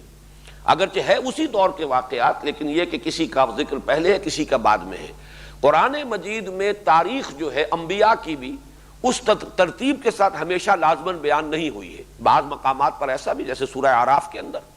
جو ترتیب ہے ان رسولوں کی، حضرت نوح، حضرت ہود، حضرت صالح، پھر حضرت لوط، حضرت شعیب، حضرت موسیٰ، اسی ترتیب سے بات ہوتی ہے۔ لیکن یہ کہ بعض جگہوں پر ترتیب جو ہے اس کے برعکس ہے، پہلے ذکر کسی اور کا ہو گیا، بعد میں کسی اور کا ہو گیا۔ سورہ شعراء میں سب سے پہلے حضرت موسیٰ کا ذکر ہے، پھر کہیں حضرت ابراہیم کا آ گیا ہے، پھر کچھ تذکرہ جو ہے چلا ہے، مختلف جگہوں پر ہے۔ تو قرآن نے تاریخ کا انداز اختیار نہیں کیا ہے، بلکہ وہ واقعات کے جو لوگوں کے علم میں تھے اور انہی کا صرف حوالہ دینا مقصود ہے، اس لیے کہ جیسا کہ میں نے لفظ بار بار استعمال کیا، یہ فرد جرم ہے جو ان پر عائد کی جا رہی ہے، کہ اب جو ہم تمہیں معزول کر رہے ہیں اس منصب سے کہ جس پر 2000 برس تک تم فائز رہے ہو، تو یہ ہے تمہارے وہ کرتوت۔ باقی تورات میں جو کتاب ہے دی بک آف ایکسوڈس، کتاب الخروج یا سفر الخروج، اس کے اندر یہ سارے تفصیلات جو ہیں، اگرچہ ہم 100% ان کے اوپر ڈیپینڈ نہیں کر سکتے کہ وہ تفصیلات ساری صحیح ہیں، لیکن یہ کہ جو چیز قرآن مجید سے متصادم نہ ہو اس کے بارے میں یہی ہوگا کہ ہم اس کو تسلیم کر لیں گے۔ جیسے کہ حدیث میں بھی حضور صلی اللہ علیہ وسلم نے فرمایا ہے کہ روایت کرو بنی اسرائیل سے، فلا حرج، اس میں کوئی حرج نہیں ہے، البتہ جس بات کی قرآن مجید میں نفی ہو گئی ہے اس کو ہم رد کر دیں گے۔ اذان سن لیجیے۔ وَإِذْ نَجَّيْنَاكُمْ مِنْ آلِ فِرْعَوْنَ يَسُومُونَكُمْ سُوءَ الْعَذَابِ يُذَبِّحُونَ أَبْنَاءَكُمْ وَيَسْتَحْيُونَ نِسَاءَكُمْ وَفِي ذَلِكُمْ بَلَاءٌ مِّن رَبِّكُمْ عَظِيمٌ۔ اس میں چونکہ پہلی مرتبہ لفظ آل فرعون آ رہا ہے، تو جیسے بنی اسرائیل کی ہم نے پوری وضاحت کی، اسی طریقے سے آل فرعون کا مفہوم بھی معین کر لیجئے۔ فرعون یہ ایک طرح کا لقب ہے کہ جو مصری شہنشاہوں کا تھا، جیسے قیصر روم یا ایران کے لیے کسریٰ یا روس کے بادشاہوں کا زار مختلف جو ہے یہ تبع، یہ متبابع رہے ہیں یمن کے، اسی طریقے سے فرعون، لیکن یہ وہی لوگ کہ جو اصل تھے مصر کے رہنے والے قبطی۔ باقی جو باہر سے لوگ آ کر حکمران ہو گئے تھے انہیں فراعنہ نہیں کہا گیا، یہ ان کا اسی لیے لقب نہیں ہے۔ وہ قرآن مجید نے بھی سورہ یوسف میں کہیں لفظ فرعون استعمال نہیں کیا، وقال الملک، کہا بادشاہ نے۔ یہ انہیں تاریخ والے بھی کہتے ہیں یہ علیحدہ ایک تھا معاملہ، اور ان کو ہکسوس کنگز کہتے ہیں، چرواہے بادشاہ۔ آل کے لفظ کو بھی سمجھ لیجئے کہ یہ لفظ جو ہے ہمارے ہاں خاص طور پر اہل تشیع نے اس کو ایک مفہوم دے دیا ہے کہ آل محمد صلی اللہ علیہ وسلم سے مراد جو ہے وہ صرف حضرت علی کی نسل جو ہے وہی آل محمد میں شامل ہوگی رضی اللہ تعالی عنہ، لیکن یہ بات صحیح نہیں ہے۔ آل کا اصل جب لفظ جو ہے وہ اس کا مفہوم ہے آلا یعولو، اور آبا یعوبو سے یہ بہت قریب ہے۔ آبا یعوبو لوٹنا، آئبونا تائبونا لربنا حامدون، جب سفر سے واپس آتے تھے حضور صلی اللہ علیہ وسلم تو گھر میں داخل ہوتے ہوئے جو آپ کی زبان پر الفاظ حمد ہوتے تھے اللہ کے شکر کے، اس میں آئبونا تائبونا، ہم لوٹ کر آ رہے ہیں اپنے رب کی طرف توبہ کرتے ہوئے، یعنی گھر میں بھی گھر کے والوں کی طرف بھی آ رہے ہیں، اپنے رب کی طرف بھی آ رہے ہیں، ہر وقت انسان کو توبہ کرنی ہے۔ تو آبا یعوبو آلا یعولو، لوٹنا، اسی سے لفظ تعویل بنا ہے، کسی شے کے اصل مفہوم کی طرف اسے لوٹانا، یہ تعویل ہے۔ اس کی وضاحت جو ہے میں تعارف قرآن کے ضمن میں تفسیر اور تعویل کے فرق میں اس لفظ کی وضاحت کر چکا ہوں۔ تو آل کہتے ہیں کسی بڑی شخصیت کے تمام متبعین، منتسبین، جو بھی اس کی طرف اپنے آپ کو منسوب کریں، بڑے بڑی شخصیتیں ہیں، بڑی ان کا مقام اور مرتبہ ہے، تو ان کے احباب ہیں، رفقا ہیں، ان کے اعوان و انصار ہیں، ان کے منتسبین ہیں، ان کے عقیدت مند ہیں، وہ سب کے سب اس کی آل شمار ہوں گے، جو بھی ان کے تابعین ہیں اور جو بھی ان کی طرف اپنے آپ کو منسوب کرتے ہیں۔ اس معنی میں آل فرعون کا مطلب جو ہے وہ ہے فرعونی، فرعون والے، فرعون کے متبعین، فرعون کے لاؤ لشکری، فرعون کے قوم کے سردار، اس معنی میں قرآن مجید میں یہ لفظ آیا ہے بار بار، اور اسی لفظ کی سے در حقیقت نفی ہو جاتی ہے کہ آل فرعون سے مراد صرف فرعون کی نسل نہیں ہے، بلکہ یہ کہ وہ تمام قوم جو ہے اس کے اندر جو ان کا وہ طبقہ تھا کہ جو سرداروں کا طبقہ تھا، ملاؤ جو ان کے سردار تھے، جو درباری تھے، اور جو بڑے بڑے ان کے سپہ سالار تھے، بڑے فوجی جو ہیں ان کے منصبدار تھے، ان سب کو آل کہا گیا ہے۔ اس سے لفظ جو ہے اس کے قریب یہ اہل، اہل کسی بھی شخص کے گھر والے جو ہے وہ اہل ہیں۔ یہ آل اور اہل ویسے تھوڑا سا فرق ہے، اور اسی میں اہل و عیال والا جو لفظ ہے، آلہ یعیلو کا مطلب بھی ہوتا ہے عیال دار ہونا، اور اس کے اندر تنگ دستی کا مفہوم بھی ہے، اس لیے کہ جس کی زیادہ اولاد ہو جائے گی ظاہر بات ہے کہ اس کے اوپر معیشت کا بوجھ زیادہ پڑے گا، معاش کے لیے اسے زیادہ بھاگ دوڑ کرنی پڑے گی، تو آلہ یعیلو جو ہے اس کا مفہوم یہ بھی ہے۔ تو یہ الفاظ جو ہیں عربی زبان میں جو جن کے مادے قریب ہوتے ہیں، مفہوم کے اعتبار سے بھی ان میں بڑا قرب ہوتا ہے اور ان میں نسبت ہوتی ہے۔ تو آل فرعون سے مراد یہاں جو مصر کا اس وقت کا حکمران طبقہ تھا، یہ میں جیسا کہ پہلے بھی عرض کر چکا ہوں کہ 200-250 یا 150-200 برس تو گزرے ہیں ان بنی اسرائیل کے مصر میں بڑے ٹھاٹھ کے ساتھ، آرام کے ساتھ، عیش کے ساتھ۔ پھر وہاں ایک انقلاب آیا ہے جس کو آج کی اصطلاح میں ہم کہہ سکتے ہیں نیشنلسٹ ریولوشن۔ پھر وہاں کی جو اپنے قوم کے لوگ تھے انہوں نے پھر ان کا تختہ الٹ دیا حکومت کا، ہکسوس کنگز کی بادشاہی ختم ہوئی، ان کو وہاں سے مار بھگایا گیا۔ اب ظاہر بات ہے جو ان کے مراعات یافتہ طبقات تھے جو سابقہ بادشاہوں کے، اب وہ معتوب ہو گئے، ان پر عتاب، لہذا وہاں سے پھر ان پر تنگی شروع ہوئی، سختی کرنی شروع کی گئی، اور ان کے لیے جو ہے ہر طرح کی پرسیکیوشن، ان کو اپنے نوکر چاکر بنا لیا گیا، ان سے کھیتوں میں کام لیتے تھے، انہی سے یہ جو ہے تعمیرات کے اندر کام لیتے تھے، بیگار لیتے تھے۔ یہ سارا کام جو ہے اس کو آج کی اصطلاح میں ہم سمجھ سکتے ہیں کہ جیسے کہیں پر اس طرح کا کوئی اگر نیشنلسٹ ریولوشن آتا ہے تو پھر سابقہ جو بھی حاکم تھے یا جو اونچے طبقات تھے ان کے خلاف ایک انتقامی جذبات پیدا ہو جاتے ہیں۔ لہذا یہ دور تھا کہ جس میں جب انتہائی شدت پیدا ہوئی تو اللہ تعالیٰ نے پھر حضرت موسیٰ علیہ السلام کو مبعوث فرمایا تاکہ ان کی نجات کا ذریعہ بن جائیں۔ وَإِذْ نَجَّيْنَاكُمْ مِنْ آلِ فِرْعَوْنَ يَسُومُونَكُمْ سُوءَ الْعَذَابِ، جبکہ ہم نے تمہیں نجات دی فرعونیوں سے، قوم فرعون سے، فرعون کے سرداروں سے۔ ساما یسومو کہتے ہیں کسی کو پریشرائز کرنا، دبانا، جس کے لیے قرآن مجید میں دوسری جگہ پر مستضعفین کا لفظ آیا ہے، جنہیں دبا لیا جائے۔ تو ساما یسومو کسی پر دباؤ ڈالنا، یسومونکم سوء العذاب تمہیں بدترین عذاب میں مبتلا کر رہے تھے، شدید ترین پرسیکیوشن کا تمہیں نشانہ اور شکار بنایا جا رہا تھا۔ یسبحون ابناکم ویستحیون نساءکم تمہارے بیٹوں کو وہ ذبح کر ڈالتے تھے اور تمہاری عورتوں کو زندہ رکھتے تھے۔ وفی ذالکم بلاء من ربکم عظیم اور اس میں یقیناً تمہارے رب کی طرف سے بہت بڑی آزمائش، بڑا ابتلا، تمہارے لیے بڑے شدید حالات تھے کہ جن میں تمہیں اللہ تعالیٰ نے اس وقت ڈال دیا تھا۔ اس میں یہ جو ہے بیٹوں کا قتل کرنا، اور اس میں خاص طور پر لفظ جو ہے نوٹ کیجئے یذبحون، یہ باب تفعیل ہے، اور تفعیل کے اندر تدریجن اور تھوڑا تھوڑا کر کے یا بار بار وقفے سے کسی کام کا کرنا، یہ اس کا ایک خاصہ ہے لازمی باب تفعیل کا۔ اور اس کا سبب سمجھ میں آتا ہے کہ جب اس قوم کو دبانے کا خیال کیا گیا تو یہ ایسا نہیں ہوا ہوگا کہ ظاہر بات ہے کہ ایسا ہو بھی نہیں سکتا تھا، انہیں باقی بھی رکھنا ہے، ان سے خدمت بھی لینی ہے، انہیں اپنا غلام بنا کر رکھنا ہے، استخدام جو ہے وہ مقصود ہے، تو انہیں ختم تو نہیں کر دینا۔ تو جیسے جیسے وہ دیکھتے ہوں گے کہ یہ قوم اب پھر ذرا پنپ رہی ہے تو پھر ان کے ایک نسل کو قتل کر دینا کہ اب فلاں وقت تک کے لیے جتنی اولاد ان کے ہاں پیدا ہو نرینہ اسے قتل کر دیا جائے۔ تو گویا کہ یہ اس قوم کی طاقت کو توڑنے کے لیے پے بپے وقفے سے اس قسم کے اقدامات ہوئے ہیں۔ اسی لیے یذبحون ابناءکم وہ ذبح کر ڈالتے رہے تمہارے بیٹوں کو، یعنی یہ انداز اختیار کیا گیا ہے کہ یہ پے بپے ہوا ہے۔ اور 2 مرتبہ کا جو ہے اس قسم کا معاملہ یہ تو قرآن مجید سے ثابت ہے۔ ایک تو یہ کہ حضرت موسیٰ علیہ السلام کی بعثت سے قبل قرآن مجید میں اشارہ ہے موجود، اور دوسری روایات میں تفصیل موجود ہے کہ خواب دیکھا تھا فرعون نے کہ کوئی ایک ایسا بچہ پیدا ہوا ہے کہ جو اس کے تخت کے لیے اور حکومت کے لیے خطرہ بن گیا ہے۔ تو اس کے بعد اس نے یہ فیصلہ کیا کہ یہ بنی اسرائیل میں جو بھی بیٹا پیدا اسے قتل کر دیا جائے۔ چنانچہ قرآن مجید میں وضاحت سے ہے کہ موسیٰ کو اللہ تعالیٰ نے وحی فرمائی، اوحینا الی موسیٰ ان اقذفیہ،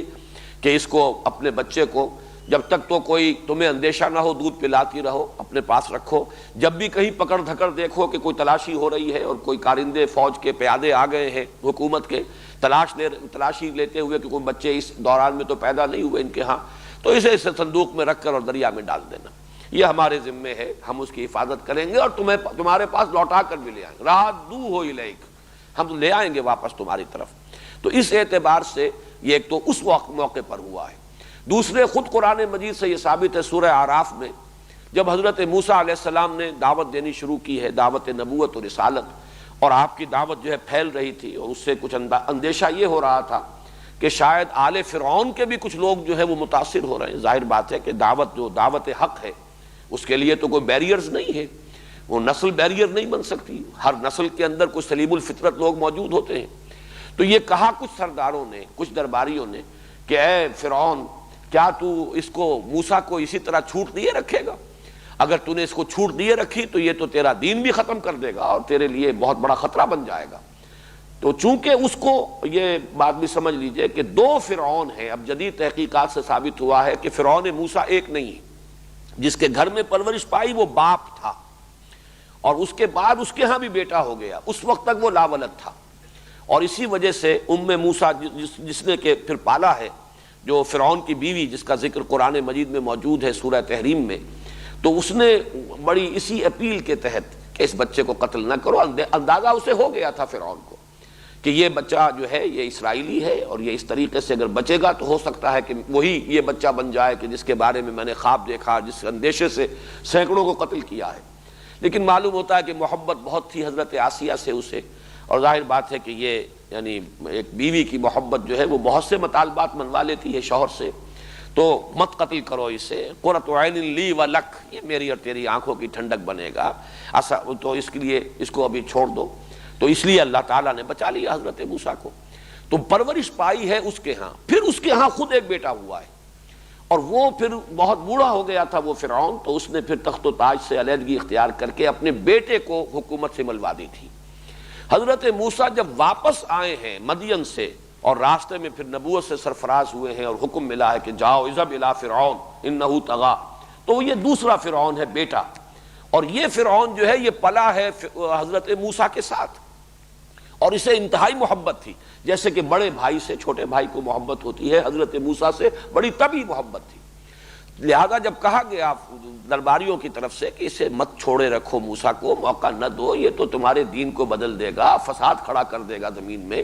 تو اس نے کہا نہیں گھبراؤ نہیں، یہ کیا ہے بنی اسرائیل سے ہمیں اندیشے کی کیا بات ہے، ہم ان پر پوری طریقے سے قابو یافتہ ہیں، چلو شروع کر دو پھر دوبارہ قتل عام، قتل کر دو ان کے ہر بیٹے کو جو ان کے ہاں پیدا ہو، طاقت ہی نہیں ہوگی تو ہمارا کیا بگاڑ لیں گے۔ تو معلوم یہ ہوا کہ یہ دو جو ہیں ادوار تقتیل کے، قتل کرنے کے، اس لیے کہ یہ لفظ جب آیا ہے سورہ اعراف میں بھی تو یذبحون ہی کی طرح وہاں بھی باب تفعیل کا صیغہ آیا ہے، یقتلون ابناءکم، باب تفعیل یہاں بھی تسبیح، یذبحون ابناءکم، وہاں بھی یقتلون ابناءکم۔ تو محسوس ایسا ہوتا ہے کہ یہ دو تو میں نے ہی آپ کے سامنے خود قرآن مجید کے حوالے سے ادوار گنا دیے ہیں کہ جس میں یہ حکم جو ہے عام کر دیا گیا کہ اسرائیلیوں کے ہاں جو بیٹا بھی پیدا ہو کسی بھی اسرائیلی عورت کے ہاں اسے قتل کر دیا جائے، لڑکیوں کو زندہ رکھ لیا جائے، اس لیے کہ وہ تو ہمارے حرم میں بھی داخل کی جا سکیں گی، ہمارے ہاں نوکرانیوں کا کام بھی کریں گی، خدمت بھی کریں گی، اور ظاہر بات ہے کہ ان سے اندیشہ نہیں کہ وہ ہمارے لیے کبھی کوئی تھریٹ بن سکیں، کوئی خطرہ بن سکیں۔ تو یذبحون ابناءکم ویستحیون نساءکم، یہاں ایک بڑا عمدہ نکتہ بیان کیا ہے مولانا اصلاحی صاحب نے کہ نساءکم کیوں کہا ہے، بناتکم کیوں نہیں کہا؟ اس لیے کہ اگر تو قتل کرتے بھی تو ظاہر بات ہے جیسے کہ لڑکوں کو قتل کرتے تھے جو نوزائیدہ ہوتے تھے تو قتل کرتے، تو عورتوں کو قتل کرتے، بچیوں کو قتل کرتے، لیکن بچی کا معاملہ جو نوزائیدہ ہو وہ اس طرح کا نہیں ہوتا جیسا کہ لفظ نساء میں ہے، اس میں ان کی غیرت کی طرف در حقیقت جو ہے اشارہ کیا جا رہا ہے، اس لیے کہ وہی بچیاں جنہیں وہ زندہ رکھتے تھے پھر وہی عورتیں بنتی تھیں، پھر وہی ان کے حرم میں بھی داخل ہوتی تھیں، انہی کے ہاں پھر جو ہے وہ کام کاج بھی کرتی تھی، تو گویا کہ اس طرح سے انتہائی بے غیرتی کا معاملہ تمہارے لیے ہو گیا تھا کہ تمہاری عورتیں جو ہے وہ اس طریقے سے اس حاکم قوم کے گھروں کے اندر چاہے تو وہ کام کاج کے لیے اور خدمت کے لیے اور چاہے ان کے حرم میں داخل ہو کر لی جاتی ہوں گی جیسے کہ ہوتا ہے ظلم۔ تو یہ گویا کہ اس کی طرف اشارہ کیا گیا جو لفظ بنات سے بات پورے طور سے نکھر کر اور اجاگر ہو کر نہ آتی۔ یذبحون ابناءکم ویستحیون نساءکم، وہ ذبح کر ڈالتے تھے تمہارے بیٹوں کو اور زندہ رکھتے تھے تمہاری عورتوں کو، وفی ذالکم بلاء من ربکم عظیم، اور اس میں یقیناً تمہارے رب کی طرف سے بڑی ابتلاء اور آزمائش، تمہارے صبر کا بہت بڑا امتحان، تمہارے تحمل کے لیے بہت بڑی آزمائش تھی۔ چونکہ میں نے یہاں عرض کیا ہے کہ باب تفعیل کا خاصہ ہے کہ تدریجاً وقفے وقفے سے کوئی کام کیا جائے، جیسے تنزیل اور انزال بار بار اس کا ذکر ہوا ہے، تعارف قرآن کے جو لیکچرز تھے ان میں بھی میں نے بیان کیا۔ تنزیل ہے تھوڑا تھوڑا کر کے وقفے وقفے سے نازل کرنا، انزال ہے کسی شے کا دفعتاً نازل کر دینا۔ قرآن مجید کے لیے یہ دونوں الفاظ آئے ہیں اور ان کا جو مفہوم ہے وہ میں اس وقت بیان نہیں کر رہا، میں بیان کر چکا ہوں۔ یہاں آپ دیکھیے کہ ایک ہی جگہ پر وَإِذْ نَجَّيْنَاكُمْ مِنْ آلِ فِرْعَوْنَ بھی آیا ہے، اور اس کے اگلی آیت میں ہے وَإِذْ فَرَقْنَا بِكُمُ الْبَحْرَ فَأَنْجَيْنَاكُمْ وَأَغْرَقْنَا آلَ فِرْعَوْنَ وَأَنْتُمْ تَنْظُرُونَ۔ تو گویا کہ باب تفعیل بھی نجیناکم من آل فرعون اور انجیناکم، اور یہ ہے باب افعال، ہم نے نجات دی تمہیں۔ یہ دو الفاظ اور باب تفعیل اور افعال کے دو صیغے کیوں استعمال ہوئے، اس پر بڑی عمدہ گفتگو کی ہے مولانا عبد الماجد دریابادی نے، اور ایک حوالہ دیا ہے Hastings dictionary of the Bible, جو تحقیقیں ہوئی ہے اہل تورات نے بڑی تحقیقیں کی ہیں، ان کے تاریخی جو ہیں حوالے بھی دیے ہیں۔ تو اس کا کہنا یہ ہے، جو بھی آتھر ہے ہیسٹنگ جس نے کہ وہ کتاب لکھی ہے، کہ محسوس ایسا ہوتا ہے کہ مصر سے ان کے قافلے مختلف اوقات میں نکلتے رہے۔ حضرت موسیٰ علیہ السلام کے زمانے میں تھوڑا تھوڑا کر کے قافلے جو ہیں ان کے آتے رہے، اور وہ اس طریقے سے یہ ایک دم نہیں ایکسوڈس ہوا بلکہ وقفے وقفے سے ہوا ہے۔ تو یہ بات واقعتاً اگر ثابت ہو جائے تو پھر اس سے کہ قرآن مجید نے جو لفظ استعمال کیا ہے وَإِذْ نَجَّيْنَاكُمْ، اس لیے جو ہے بہت ہی اجاگر ہو کر لفظ آتا ہے اور فرق نمایاں ہو جاتا ہے، اس لیے کہ آخری پھر سب سے بڑا لشکر جو تھا بنی اسرائیل کا وہ تھا جو حضرت موسیٰ کے ساتھ نکلا ہے، اور اس کے لیے انجیناکم کا لفظ آیا، وہ تو دفعتاً ہوا ہے، ایک ہی وقت میں پوری قوم بقیہ جو ہے اس کو لے کر حضرت موسیٰ نکلے ہیں۔ تو میں جب یہ پڑھ رہا تھا تو میرا ذہن منتقل ہوا کہ بعین ہی یہی معاملہ تھا خود حضور صلی اللہ علیہ وسلم کا۔ آپ کو جب ہجرت کی اجازت ملی ہے تو پہلے جو ہے اجازت عام تھی، چنانچہ آپ نے مسلمانوں کو اجازت دے دی کہ یثرب کی طرف ہجرت کر جاؤ. قافلے جاتے رہے، ایک ایک قافلہ جا رہا ہے، پھر کچھ لوگ جا رہے ہیں، پھر کچھ لوگ چلے گئے. خود آپ آخری وقت تک ایکسپریس اپروول جس کو کہا جائے، یعنی اجازت جو ہے صراحت کے ساتھ، اس کے منتظر رہے. تو معلوم ایسا ہوتا ہے کہ شاید وہاں سے بھی ایسا ہی ہوا ہو کہ ایکسوڈس جو ہے وہ پہلے کچھ مختصر قافلے وہاں سے جیسے جیسے موقع انہیں ملا ہے وہ نکلتے رہے ہو، اور پھر آخری قافلہ جو ہے وہ حضرت موسیٰ علیہ السلام کے ساتھ نکلا ہو. ویسے اس میں میرا ذہن ایک اور بات کی طرف بھی گیا ہے،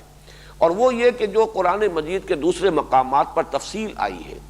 7 معجزات ہیں جو آل فرعون کو حضرت موسیٰ علیہ السلام کے ذریعے سے دکھائے گئے. ویسے تو 9 ہیں معجزے حضرت موسیٰ کے، لیکن 2 معجزے تو وہ تھے جو ابتدا میں دیے گئے، اور جو کہ آپ نے جاتے ہی پہلے جو ہے فرعون کے دربار میں جب آپ پہنچے ہیں اور دعویٰ کیا ہے کہ میں اللہ کا رسول ہوں، اور اس نے کہا ہے کہ تمہارے پاس کیا ثبوت ہے، کیا سند ہے، تو وہ آپ نے عصا کا معجزہ اور اپنا وہ جو ید بیضا کا معجزہ، یہ تو دونوں اسی وقت جو دکھائے ہیں جب نبوت سے سرفراز ہوئے ہیں حضرت موسیٰ علیہ السلام، اسی وقت یہ دونوں معجزے عطا کر دیے گئے. لیکن بعد میں 7 اور ہیں، مختلف قسم کے عذاب آتے رہے ہیں. حضرت موسیٰ علیہ السلام کی دعاؤں سے پھر وہ ٹلتے تھے. کوئی عذاب آ گیا ہے، کہیں چیچڑیوں کا عذاب آ گیا ہے، کہیں میڈکوں کا عذاب آ گیا ہے، کہیں خون کا عذاب آیا ہے، کہیں ان کے اوپر قحط کا عذاب آیا ہے. تو مختلف قسم کے جو عذاب آتے رہے ہیں، اس سے تدریجاً آل فرعون پر حقیقت منکشف ہوتی چلی گئی کہ یہ موسیٰ کوئی عام آدمی نہیں ہے. ان کا دعویٰ صحیح معلوم ہوتا ہے، اور اس لیے یقیناً تدریجاً جو ہے ان کی پرسیکیوشن میں اور جو تشدد ہو رہا تھا بنی اسرائیل پر، اس میں کمی آئی ہوگی مجموعی اعتبار سے. تو گویا کہ وہ جو دباؤ تھا، یسومونکم سوء العذاب، وہ دباؤ تدریجاً جو ہے اس میں ریلیف آیا ہے، تھوڑا تھوڑا کر کے اس کی شدت کے اندر کمی ہوئی ہے. اور پھر آخری نجات وہ ہے کہ جو پھر وہ ایکسوڈس جسے کہا گیا ہے کہ حضرت موسیٰ علیہ السلام کے ساتھ پوری قوم جو ہے وہ مصر سے باہر آ گئی. بہرحال یہ نجیناکم اور انجیناکم، یہ 2 الفاظ آئے ہیں بہت قریب، اور قرآن مجید میں کوئی بھی فرق جو ہے لفظی وہ بغیر کسی بنیاد کے نہیں ہوتا. کوئی نہ کوئی سبب ہے، اس میں انسان غور کرے، فکر کرے تو اس کے بہت سے پہلو سامنے آ سکتے ہیں. تو فرمایا وَإِذْ نَجَّيْنَاكُمْ مِنْ آلِ فِرْعَوْنَ يَسُومُونَكُمْ سُوءَ الْعَذَابِ يُذَبِّحُونَ أَبْنَاءَكُمْ وَيَسْتَحْيُونَ نِسَاءَكُمْ وَفِي ذَلِكُمْ بَلَاءٌ مِّن رَّبِّكُمْ عَظِيمٌ وَإِذْ فَرَقْنَا بِكُمُ الْبَحْرَ فَأَنجَيْنَاكُمْ وَأَغْرَقْنَا آلَ فِرْعَوْنَ وَأَنْتُمْ تَنظُرُونَ. اب یہ دوسرا معاملہ ہے. اور یاد کرو جب کہ ہم نے تمہارے ساتھ پھاڑ دیا سمندر کو، یعنی سمندر کو پھاڑ کر تمہارے لیے راستہ بنایا. یہ در حقیقت وہ جب حضرت موسیٰ علیہ السلام نے ایک وقت معین کیا اور تمام جتنے علاقوں میں یہ آباد تھے وہاں اطلاع دے دی گئی، رات کے ایک وقت میں نکلو،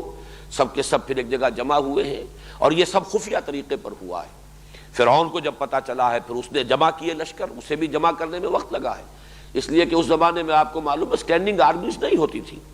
بلکہ جیسے 20,000 منصبدار، 30,000 منصبدار، 10,000 منصبدار مختلف علاقوں کے اندر جو جاگیردار ہوتے تھے انہی کے پاس فوجیں ہوتی تھی. تو پھر جیسے کہا گیا کہ فی المدائن حاشرین، بھیج دیے گئے جمع کرنے کے لیے لوگ، اور وہ فوجیں جمع ہوئی، وقت لگا ہے، اور پھر اس نے تعاقب کیا ہے. تو حضرت موسیٰ ایک وقت معین پر پھر اپنے پروگرام کے تحت پوری قوم کو لے کر جب چلے ہیں، تو یہ جو راستہ ہے، ایک تو میں عرض کر چکا ہوں کہ اس کے زمانے کے بارے میں بھی اختلاف ہے، 1300 قبل مسیح یا 1447 قبل مسیح. اب یہ تقریباً یوں سمجھیے کہ حضرت مسیح علیہ السلام سے 1450 برس قبل یا 1300 برس قبل، بس یہ تقریباً اس کا ہے. ایگزیکٹ ڈیٹس کا تعین کوئی آسان کام نہیں. پھر جہاں تک راستے کا تعلق ہے اس میں بھی اختلاف ہے اور مختلف اس کی جو ہے، لیکن یہ کہ اگر ان کو جمع کیا جائے تو کچھ ایک جو بات سمجھ میں آ سکتی ہے بنیادی طور پر، وہ یہ ہے کہ ایک راستہ تو ہو سکتا تھا مصر سے اور فلسطین کی طرف آنے کے لیے کہ جو بہت آسان راستہ تھا، وہ تو یہ جو غزہ سٹرپ ہے، آج کل تو یہ تمام چیزیں ہر شخص کے علم میں ہے، وہ نقشہ بارہا جو ہے اخبارات میں چھپتا رہتا ہے. غزہ سٹرپ جو ہے غزہ کی پٹی ہے، یہ تو جو کہ میڈیٹرینین کے ساحل کے ساتھ ساتھ علاقہ ہے، بڑا سرسبز و شاداب بھی ہے، آباد بھی ہے، تو یہ آسان ترین راستہ تو یہ ہے. لیکن یہ ہے کہ اس راستے پر چھاونیاں تھیں، اس راستے سے بچ کر نکلنا ممکن نہیں تھا. تو حضرت موسیٰ علیہ السلام نے، بعض لوگ تو کہتے ہیں کہ وہ راستہ بھول گئے، لیکن میں یہ سمجھتا ہوں کہ راستہ بھولنے والی بات نہیں ہے، بلکہ جیسے حضور صلی اللہ علیہ وسلم نے ہجرت کے وقت مدینے کی شاہراہ اختیار نہیں کی تھی، بلکہ جب آپ طائف بھی گئے تو عام راستے سے نہیں گئے تھے، وہ راستہ جو آج کل بنا ہوا ہے جسے طریق السیل کہتے ہیں، یہی راستہ اس وقت کا آسان راستہ تھا۔ ایسا تدریجن ہے وہ راستہ کہ پتہ ہی نہیں چلتا کہ آپ پہاڑ پر چڑھ گئے اور بلندی بہت ہو جاتی ہے، وہ طریق السیل ہے۔ اور ایک ہے طریق الجبل، پہاڑی راستہ، وہ تو ابھی بنا ہے، اور اسی راستے سے حضور گئے تھے جب گئے تھے، اس لیے کہ اس پر کوئی آمد و رفت نہیں تھی۔ تو حضور جب گئے ہیں سن 10 نبوی میں تو آپ نے طریق السیل کو چھوڑا اور وہ طریق الجبل اختیار کیا۔ اسی طریقے سے جب آپ ہجرت کے لیے نکلے ہیں تو جو شاہراہ تھی، ظاہر بات ہے کہ آپ کو معلوم تھا تعاقب ہوگا، پیچھا کیا جائے گا، لوگ تلاش میں نکلیں گے، تو بالکل اس کے برعکس جنوب کی طرف آپ گئے بجائے شمال کی طرف جانے کے۔ غار ثور جنوب کی طرف ہے، اور وہاں جا کر آپ نے 3 رات جو ہے قیام کیا ہے۔ پھر وہاں سے بھی نکلے ہیں تو جو شدید ترین راستہ ہو سکتا تھا وہ آپ نے اختیار کیا ہے، عام راستہ اختیار نہیں کیا۔ اب جو سڑک بن گئی ہے مدینہ اور مکے کے درمیان، وہ وہی سڑک ہے کہ جس کو اب آج کل وہ کہتے بھی ہیں طریق الہجرہ، یہ وہ راستہ ہے۔ اس پر یہ ابھی بالکل ریسنٹلی سڑک بنی ہے، ورنہ پہلے راستہ جاتا تھا ساحل کے ساتھ ساتھ، وہ رابغ وغیرہ ہو کر، جدے سے ہو کر رابغ وغیرہ ہو کر، اب وہ طریق الجبل جو ہے طریق الہجرہ والا بن چکا ہے۔ تو حضرت موسیٰ نے بھی قوم کو لے کر راستہ وہ اختیار کیا کہ جس پر نہ تو چھاونیاں تھیں نہ آبادی تھی، بیابان علاقہ، تاکہ اس میں یہ کہ تعاقب کا اور مٹ بھیڑ کا اندیشہ کم ہو۔ پھر اس میں یہ ہے کہ یقیناً کسی ایسے موقع پر ہوا ہے کہ وہ جہاں جانا چاہتے تھے اس کی بجائے جب وہ فرعون کا لشکر جو نظر آیا ہے کہ بادل اٹھ رہے ہیں گرد کے اور معلوم ہوتا ہے کہ ایک پورا لشکر آ رہا ہے، تو سامنے اب راستہ کوئی نظر نہیں آیا اور وہ سمندر کے کنارے پہنچ گئے۔ اس میں بھی اختلاف ہے کہ وہ کون سی جگہ ہے جہاں سے کہ حضرت موسیٰ علیہ السلام نے جو سمندر جس کو کہا جا رہا ہے ہم نے سمندر کو پھاڑ دیا، اور بحر کا لفظ جو ہے عربی زبان میں یہ دریا کے لیے بھی آتا ہے، سمندر کے لیے بھی آتا ہے، یہ مشترک ہے۔ تو بعض ہمارے سابق جو دور کے مفسرین ہیں جو زیادہ جغرافیے وغیرہ سے بھی اتنی زیادہ واقفیت نہیں رکھتے تھے، پھر یہ کہ ابھی یہ تاریخی حقائق کہ جشن کا علاقہ کون سا تھا جس میں کہ یہ بنی اسرائیل آباد تھے، یہ بھی ابھی پوری طرح روشنی میں نہیں آئے تھے۔ تو عام طور پر کچھ یہ سمجھا گیا کہ شاید یہ دریائے نیل کو کراس کیا گیا ہے، حالانکہ دریائے نیل تو در حقیقت ان کے آباد جو علاقے تھے ان کے جہاں یہ آباد تھے اس کے مغرب میں ہے، انہیں جانا ہے مشرق کی طرف، تو دریائے نیل کو عبور کرنے کا تو سوال ہی پیدا نہیں ہوتا۔ انہوں نے عبور کیا ہے۔ اب 2 رائے ہیں، ایک رائے تو یہ ہے کہ جو سویز کی خلیج آتی ہے، گلف آف سویز، اس کا کوئی تقریباً اوپر کا کنارہ، اوپر کی ٹپ جو ہے اس سے ذرا نیچے کراس کیا ہے حضرت موسیٰ علیہ السلام نے، اور سمندر کو وہاں اللہ نے پھاڑا ہے ان کے لیے راستہ بنانے کو۔ ایک رائے جو مولانا مودودی نے لکھی ہے، اور وہ اس دور میں چونکہ تحقیقات جو ہے تدریجاً اور اس کا دائرہ بڑھ رہا ہے، تو وہ بات زیادہ قرین قیاس معلوم ہوتی ہے کہ یہاں جہاں اب نہر سویز بنائی گئی ہے، یہ نہر سویز جو ہے یہ خلیج سویز جو نیچے سے بحر احمر کی جو کھاڑی آ رہی ہے وہ، اور ادھر سے وہ پورٹ سعید، اس پورٹ سعید کے اور خلیج سویز کے مابین کئی جھیلیں تھیں، انہیں بحیرات المرہ کہتے ہیں، بٹر لیکس۔ کسی زمانے میں غالباً یہ میڈیٹرینین سی اور ریڈ سی یہ دونوں ملے ہوئے تھے، لیکن بعد میں کچھ ایسا ہوا ہے کہ سمندر نے ریسیڈ کیا، پیچھے ہٹ گیا، تو یہ خشکی درمیان میں سے نکل آئی، لیکن جہاں ڈپریشنز تھے، جہاں نشیبی علاقہ تھا، وہاں جھیلیں بن گئی، اور یہ جھیلیں ہیں بھی بٹر لیکس اسی لیے کہلاتی ہیں، یہ سمندری پانی کی جھیلیں ہیں، اسی لیے وہ نمکین پانی ہے۔ عام اگر وہ ہوتی جیسی کہ دنیا میں جھیلوں کا تصور ہے تو وہ تو سویٹ واٹر ہوتا ہے، میٹھا پانی ہوتا ہے، جھیل کا پانی جو ہے وہ سمندر کے پانی کی طریقے سے نمکین تو نہیں ہوتا، لیکن یہ ہے ہی بٹر لیکس، اس لیے کہ یہ سابقہ سمندر کی جگہ ہے جہاں سے درمیان میں سے خشکی نمودار ہو گئی ہے، تو وہ ایک چین تھی بٹر لیکس کی، 1 2 3 درمیان میں خشکیاں تھیں، اس خشکی کو جو کھدائی کر کے اور ان لیکس کو ملا دیا گیا ہے جس سے یہ نہر سویز بنی ہے۔ تو مولانا مودودی کا کہنا یہ ہے، جو انہوں نے جو بھی سورسز ان کے سامنے ہیں ان کے حوالے سے، کہ یہ بٹر لیکس میں سے ایک بڑی لیک تھی جس کے کنارے حضرت موسیٰ علیہ السلام پہنچ گئے، سامنے سمندر آ گیا اور وہ بٹر لیک آ گئی، اور ادھر جو ہے پیچھے وہ معلوم ہوا کہ اب تو وہ تعاقب کرتے ہوئے فرعون کا لشکر پہنچ گیا ہے۔ تفصیل دوسرے مقام پر ہے، اس وقت حضرت موسیٰ کی قوم نے تو کہا انا لمدرکون، اب تو ہم پکڑے گئے، کوئی راستہ نہیں، جس پر حضرت موسیٰ نے فرمایا کلا ان معی ربی سیہدین، ہرگز نہیں، میرے ساتھ میرا رب ہے وہ راستہ دے گا۔ اور جیسے کہ آیا ہے سورہ شعراء میں فاوحینا الی موسیٰ ان اضرب بعصاک البحر، ہم نے وحی کی موسیٰ کو کہ ضرب لگاؤ سمندر پر اپنے اس عصا سے، فانفلق فکان کل فرق کالطود العظیم، تو وہ سمندر پھٹ گیا۔ فلق کا لفظ جو ہے یہاں نوٹ کیجئے، جیسے فلق صبح وہ پھٹتی ہے تو فلق کا لفظ آیا ہے، یہ پوری تفصیل سے ہم وضاحت سے پڑھ چکے ہیں، قل اعوذ برب الفلق۔ اسی طرح جب گٹھلی پھٹتی ہے تو وہ فلق ہے، فالق الحب والنوا، اللہ ہی ہے جو گٹھلیوں کو پھاڑتا ہے اور دانوں کو پھاڑتا ہے جس میں سے کہ پھر پودا برآمد ہوتا ہے۔ تو فن فلقا باب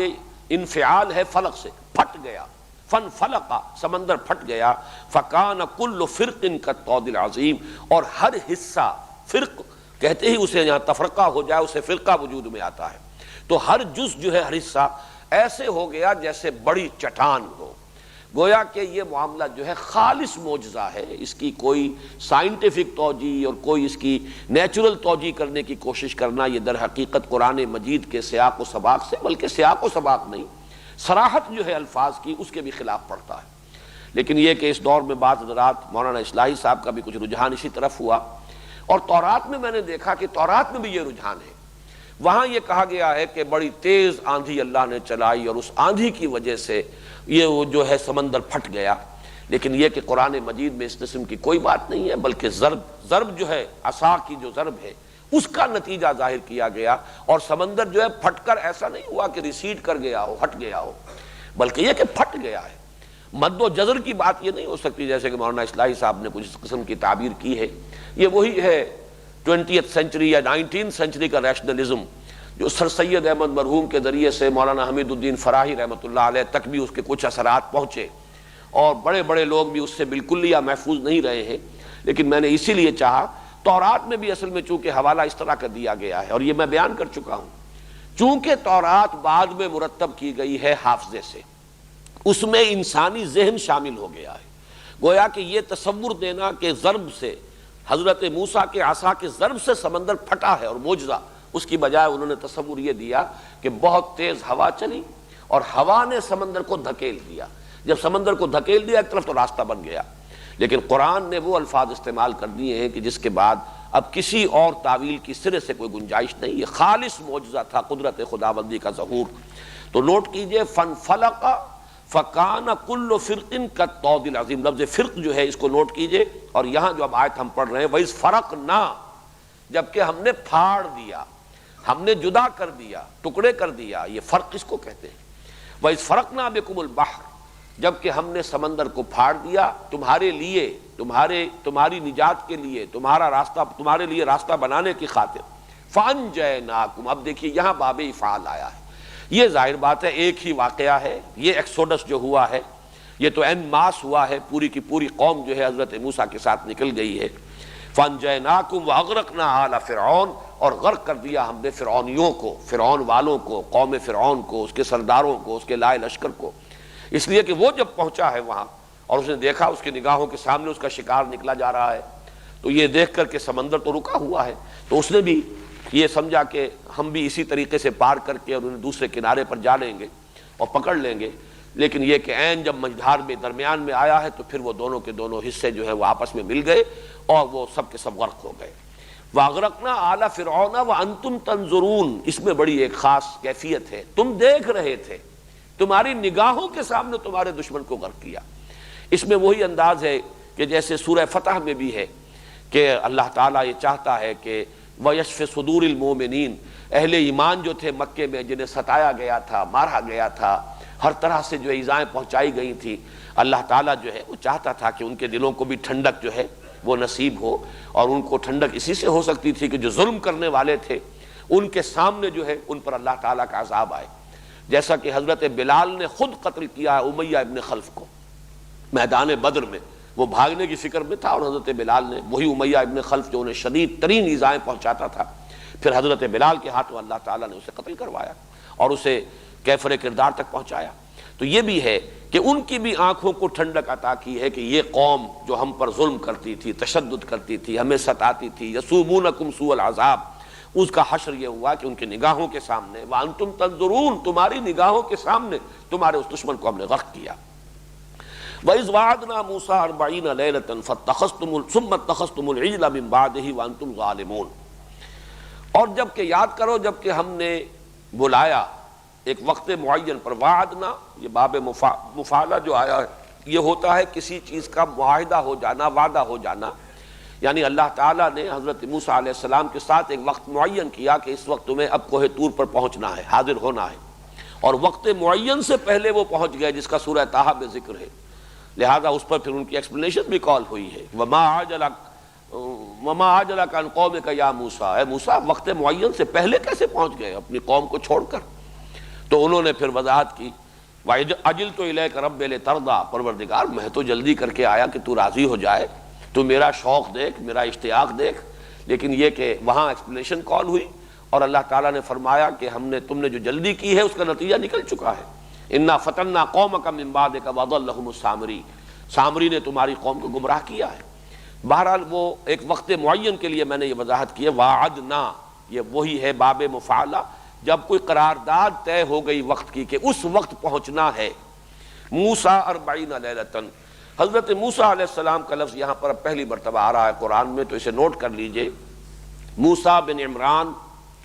ان کی جو بھی جدید تحقیق ہے اس کے اعتبار سے 1520 قبل مسیح میں ان کی پیدائش ہے اور 1400 قبل مسیح میں ان کا انتقال ہے. یعنی یوں سمجھئے کہ 120 برس کی ان کی عمر ہوئی ہے. قرآن مجید میں جن انبیاء اور رسول کا تذکرہ آیا ہے اس میں حضور صلی اللہ علیہ وسلم کے بعد سب سے زیادہ کثرت کے ساتھ اور سب سے زیادہ تکرار اور اعادے کے ساتھ ذکر حضرت موسیٰ کا ہے. حضور صلی اللہ علیہ وسلم کا بھی نام لے کر ذکر اتنی مرتبہ نہیں ہے قرآن میں جتنی مرتبہ حضرت موسیٰ کا ہے. لیکن چونکہ قرآن مجید ایک اعتبار سے سیرت النبی ہے، اس لیے کہ ظاہر بات ہے جب سورہ انفال میں غزوہ بدر کے حالات آ رہے ہیں تو یہ بھی ایک چیپٹر ہے سیرت النبی کا. سورہ آل عمران میں اس کا کافی بڑا حصہ 60 آیات جو ہے وہ غزوہ احد سے متعلق ہے، تو یہ بھی ایک باب ہے سیرت النبی کا. اس اعتبار سے اب یہ کہہ سکتے ہیں پورا قرآن سیرت النبی ہے صلی اللہ علیہ وسلم. لیکن یہ کہ اس تعویل کو اگر چھوڑ دیں تو سب سے زیادہ ذکر قرآن مجید میں حضرت موسیٰ علیہ السلام کا ہے. چنانچہ مولانا حفظ الرحمن سہاروی رحمۃ اللہ علیہ نے جو کتاب لکھی ہے قصص القرآن،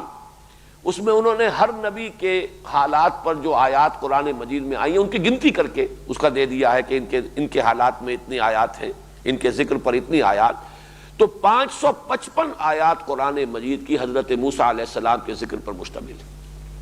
آپ اندازہ کیجئے کہ 6,500 کے قریب تو کل آیات ہیں، تو 6,500 بھی ہوں تو گویا کہ 1/13 یا 1/12 قرآن ہے کہ جو حضرت موسیٰ علیہ السلام کے حالات پر مشتمل ہے. اور اسی طریقے سے جس طرح بنی اسرائیل کا ذکر قرآن مجید میں آیا ہے، یہ میں خاص طور پر آج کل اس لیے ذکر کر رہا ہوں کہ اگرچہ اس وقت دنیا میں یہودیوں کی تعداد 13-14 ملین سے زیادہ نہیں، 1.5 کروڑ بھی نہیں، لیکن یہ کہ جیسے جیسے اب حقائق منکشف ہو رہے ہیں واقعتاً ہمیں خود یہ شعور نہیں تھا پہلے کہ کس درجے تسلط ہے ان کا اس وقت عالمی سیاست پر اور عالمی اقتصادیات پر. تعداد بہت تھوڑی سی ہے. قرآن مجید میں اتنی تفصیل سے ذکر کیوں آیا ہے؟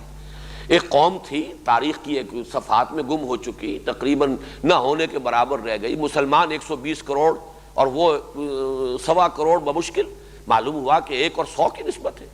لیکن یہ کہ اس کے باوجود جو ہے تذکرہ آیا، حضرت موسیٰ کا اس قدر شان اس کے اہتمام کے ساتھ ذکر آیا ہے. تو معلوم ہوتا ہے جیسے کہ احادیث سے ہمارے سامنے وہ جو پیشن گوئیوں والی روایات ہیں کہ قیامت سے قریب اور متصلاً قبل جو حالات و واقعات پیش آنے والے ہیں، تو یہ تو در حقیقت انہی 2 امتوں کی تاریخ بنے گی دنیا کی تاریخ. ایک امت سابقہ بنی اسرائیل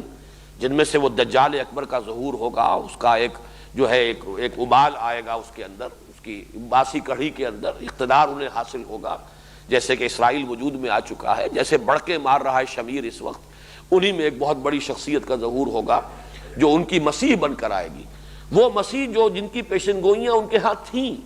وہ حضرت مسیح آ گئے آج سے 2000 سال قبل. اب آپ اندازہ کیجئے 1992 ہے تو 2000 میں کون سی کسر رہ گئی.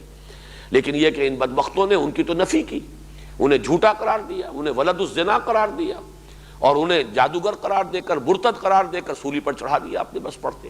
تو گویا کہ ابھی وہ مسیح کے منتظر ہیں، ان کا مسیح ابھی آنا ہے، جس مسیح کی خبریں تھیں اور جس کا مصداق بن کر حضرت مسیح آ چکے 2000 سال قبل، اس مسیح کے وہ منتظر ہیں. اور وہ مسیح آئے گا، وہ مسیح نہیں آئے گا، اس کے نام پر ایک جھوٹا مسیح آئے گا، اسی لیے المسیح الدجال اسے کہا گیا. المسیح الدجال، وہ کہ جو جھوٹا دعویٰ کرے گا مسیح ہونے کا اور اسی بنیاد پر یہودیوں کے اندر اسے وہ قدر و منزلت حاصل ہوگی، اور پھر ان یہودیوں کو جو عروج ہوگا۔ اور گریٹر اسرائیل احادیث میں موجود ہے کہ تقریباً وہی نقشہ جو ہے وہ احادیث میں موجود ہے کہ وہ تو وجود میں آئے گا۔ مسلمانوں کو بڑی زبردست ہزیمتیں اور شکستیں ان کے ہاتھوں ہوں گی، بہت بڑی بڑی تباہیاں جو ہے خاص طور پر مسلمانان عرب پر آنی ہے ان کے ہاتھوں۔ پھر اصل حضرت مسیح کا نزول ہوگا، وہ حضرت مسیح کے جو ہمارے اور عیسائیوں کے مابین مشترک ہیں۔ انہوں نے دھوکہ صرف یہ کھایا ہے کہ ایک تو توحید کو تثلیث سے بدل دیا، عقیدت کے غلو میں، لا تغلو فی دینکم، اسی لیے کہا گیا کہ اپنے دین کے معاملے میں غلو نہ کرو۔ غلو ہے، ورنہ حضرت مسیح کو مانتے ہیں وہ، لیکن وہ تثلیث میں انہیں اللہ کا الوہیت کا جز بنا دیا ہے۔ دوسرے یہ کہ وہ شریعت موسوی جو ہے اس کو ختم کر دیا گیا۔ اس اعتبار سے حضرت مسیح، لیکن وہ بھی منتظر ہیں حضرت مسیح کے، ان کا عقیدہ یہ ہے کہ حضرت مسیح سولی پر چڑھے، ان کا انتقال ہوا، پھر جس قبر میں انہیں رکھا گیا تھا ایک کیو میں، اسی میں وہ ریزریکشن ہوئی ان کی، وہ دوبارہ زندہ ہوئے اور دوبارہ زندہ ہو کر آسمان پر اٹھا لیے گئے، اور پھر وہ دوبارہ آئیں گے۔ تو عیسائی بھی منتظر ہیں مسیح کے۔ اسی طریقے سے ہمارا عقیدہ ان سے صرف اس اعتبار سے مختلف ہے کہ حضرت مسیح علیہ السلام سولی پر نہیں چڑھائے گئے، کوئی اور شخص ہے، ولیکن شبہ لہم، ان کے لیے ایک مشابہت پیدا کر دی گئی۔ باقی یہ کہ حضرت مسیح کو اللہ نے اس سے پہلے ہی زندہ آسمان پر اٹھا لیا اور وہ آئیں گے۔ تو گویا کہ ریٹرن آف مسیح یہ تو مشترک ہے عیسائیوں کے اور مسلمانوں کے مابین۔ چنانچہ میں نے تو دیکھے ہیں بڑے یہ بمپرز کے اوپر بھی اور شیشوں کے اوپر بھی امریکہ میں یہ آپ کو سٹیکرز، جیزس از کمنگ۔ انہیں بھی اندازہ یہ ہو چکا ہے کہ اب وہ وقت قریب ہے، وہ دور نہیں ہے، وہ قرب قیامت کے حالات و واقعات جو ہیں وہ اب ایسے ظاہر ہو رہے ہیں کہ جیسس از کمنگ، اس کے جو حضرت مسیح کا جو دوبارہ ورود ہے، نزول ہے آسمان سے، وہ قریب ہے۔ اور یہی جیسا کہ میں عرض کر رہا ہوں، بار بار اپنی گفتگو میں آج کل بیان کر رہا ہوں، اب یہ حالات کی جو رفتار ہے بہت تیز ہے، یہ ایونٹس جو ہیں بڑی تیز رفتاری کے ساتھ انفولڈ ہوں گے اور بالکل وہ نقشہ سامنے آتا چلا جائے گا۔ بہرحال حضرت موسیٰ علیہ السلام کا ذکر قرآن میں اور بنی اسرائیل کا اس اہتمام سے اس لیے ہوا ہے کہ موسیٰ کی امت ہیں یہ بنی اسرائیل، اور ان کو ابھی ایک بہت بڑا رول پلے کرنا ہے۔ اللہ تعالیٰ مسلمانوں، بالخصوص مسلمانان عرب کی پیٹھ پر جو عذاب کا کوڑا برسانے والا ہے وہ ان بنی اسرائیل کے ہاتھوں ہوگا، اگرچہ اس کے بعد ان کی ایکسٹرمینیشن ہو جائے گی، ان کو ختم کر دیا جائے گا۔ شاید یہ مسلمانوں کو سزا دینے کے لیے اس سے زیادہ حسرتناک سزا اور کوئی نہیں ہو سکتی کہ ایک مغضوب علیہم قوم کے ہاتھوں پٹوایا جائے، وہ قوم کے جس کے بارے میں جو میں نے آیات آج پڑھی ہیں، ضربت علیہم الذلۃ والمسکنۃ وباؤوا بغضب من اللہ، جس کے بارے میں ہمارے مفسرین کا اتفاق ہے کہ غیر المغضوب علیہم ولا الضالین جب ہم کہتے ہیں تو مغضوب علیہم سے مراد یہود ہیں۔ تو گویا کہ ایک ملعون اور مغضوب علیہم قوم کے ہاتھوں مسلمانوں کو پٹوایا جائے گا، اس سزا، اس جرم کی پاداش میں کہ جو ہم نے کی ہے، جو ہمارا حال ہے اسلام کے ساتھ۔ بہرحال یہ جو اذ فرقنا بکم البحر فانجیناکم واغرقنا آل فرعون وانتم تنظرون واذ وعدنا موسیٰ 40 لیلۃ، ہم نے 40 دن کے لیے، 40 راتوں کے لیے ترجمہ ہوگا، لیکن مراد جو ہے در حقیقت وہ 40 دن اور راتیں، یہ دونوں ملا کر ایک دن بنتا ہے، 40 دن رات کے لیے۔ اور اس کی تشریح آئی ہے ایک دوسرے مقام پر کہ وہ 30 جمع 10، چنانچہ وہاں فرمایا گیا سورہ اعراف میں کہ فتم میقات ربک 40 لیلہ، پہلے جو طلبی ہوئی تھی وہ 30 دن کے لیے تھی، لیکن شاید عجلت کی وجہ سے جلدی آ گئے تھے، شاید اس پر مزید کوئی تربیت کی ضرورت تھی، یا یہ کہ بعض روایات میں آتا ہے کہ وہ جو ایک مسلسل روزہ رکھوایا گیا، جیسے کہ حضرت مسیح علیہ السلام کے بارے میں تو انجیل میں ہے، قرآن میں نہیں ہے، 40 دن کا مسلسل روزہ حضرت مسیح علیہ السلام نے رکھا ہے، اور تب پھر حضرت مسیح کو انجیل عطا کی گئی ہے۔ حضور صلی اللہ علیہ وسلم نے بھی روزے بھی رکھے ہیں، اور جو آپ کی غار حرا کی جو بھی ریاضتیں ہیں، جو بھی آپ نے وہاں جو بھی تفکر و اعتبار ہے یا جو اور کوئی ریاضتیں ہیں، غور و فکر ہے، مراقبے ہیں،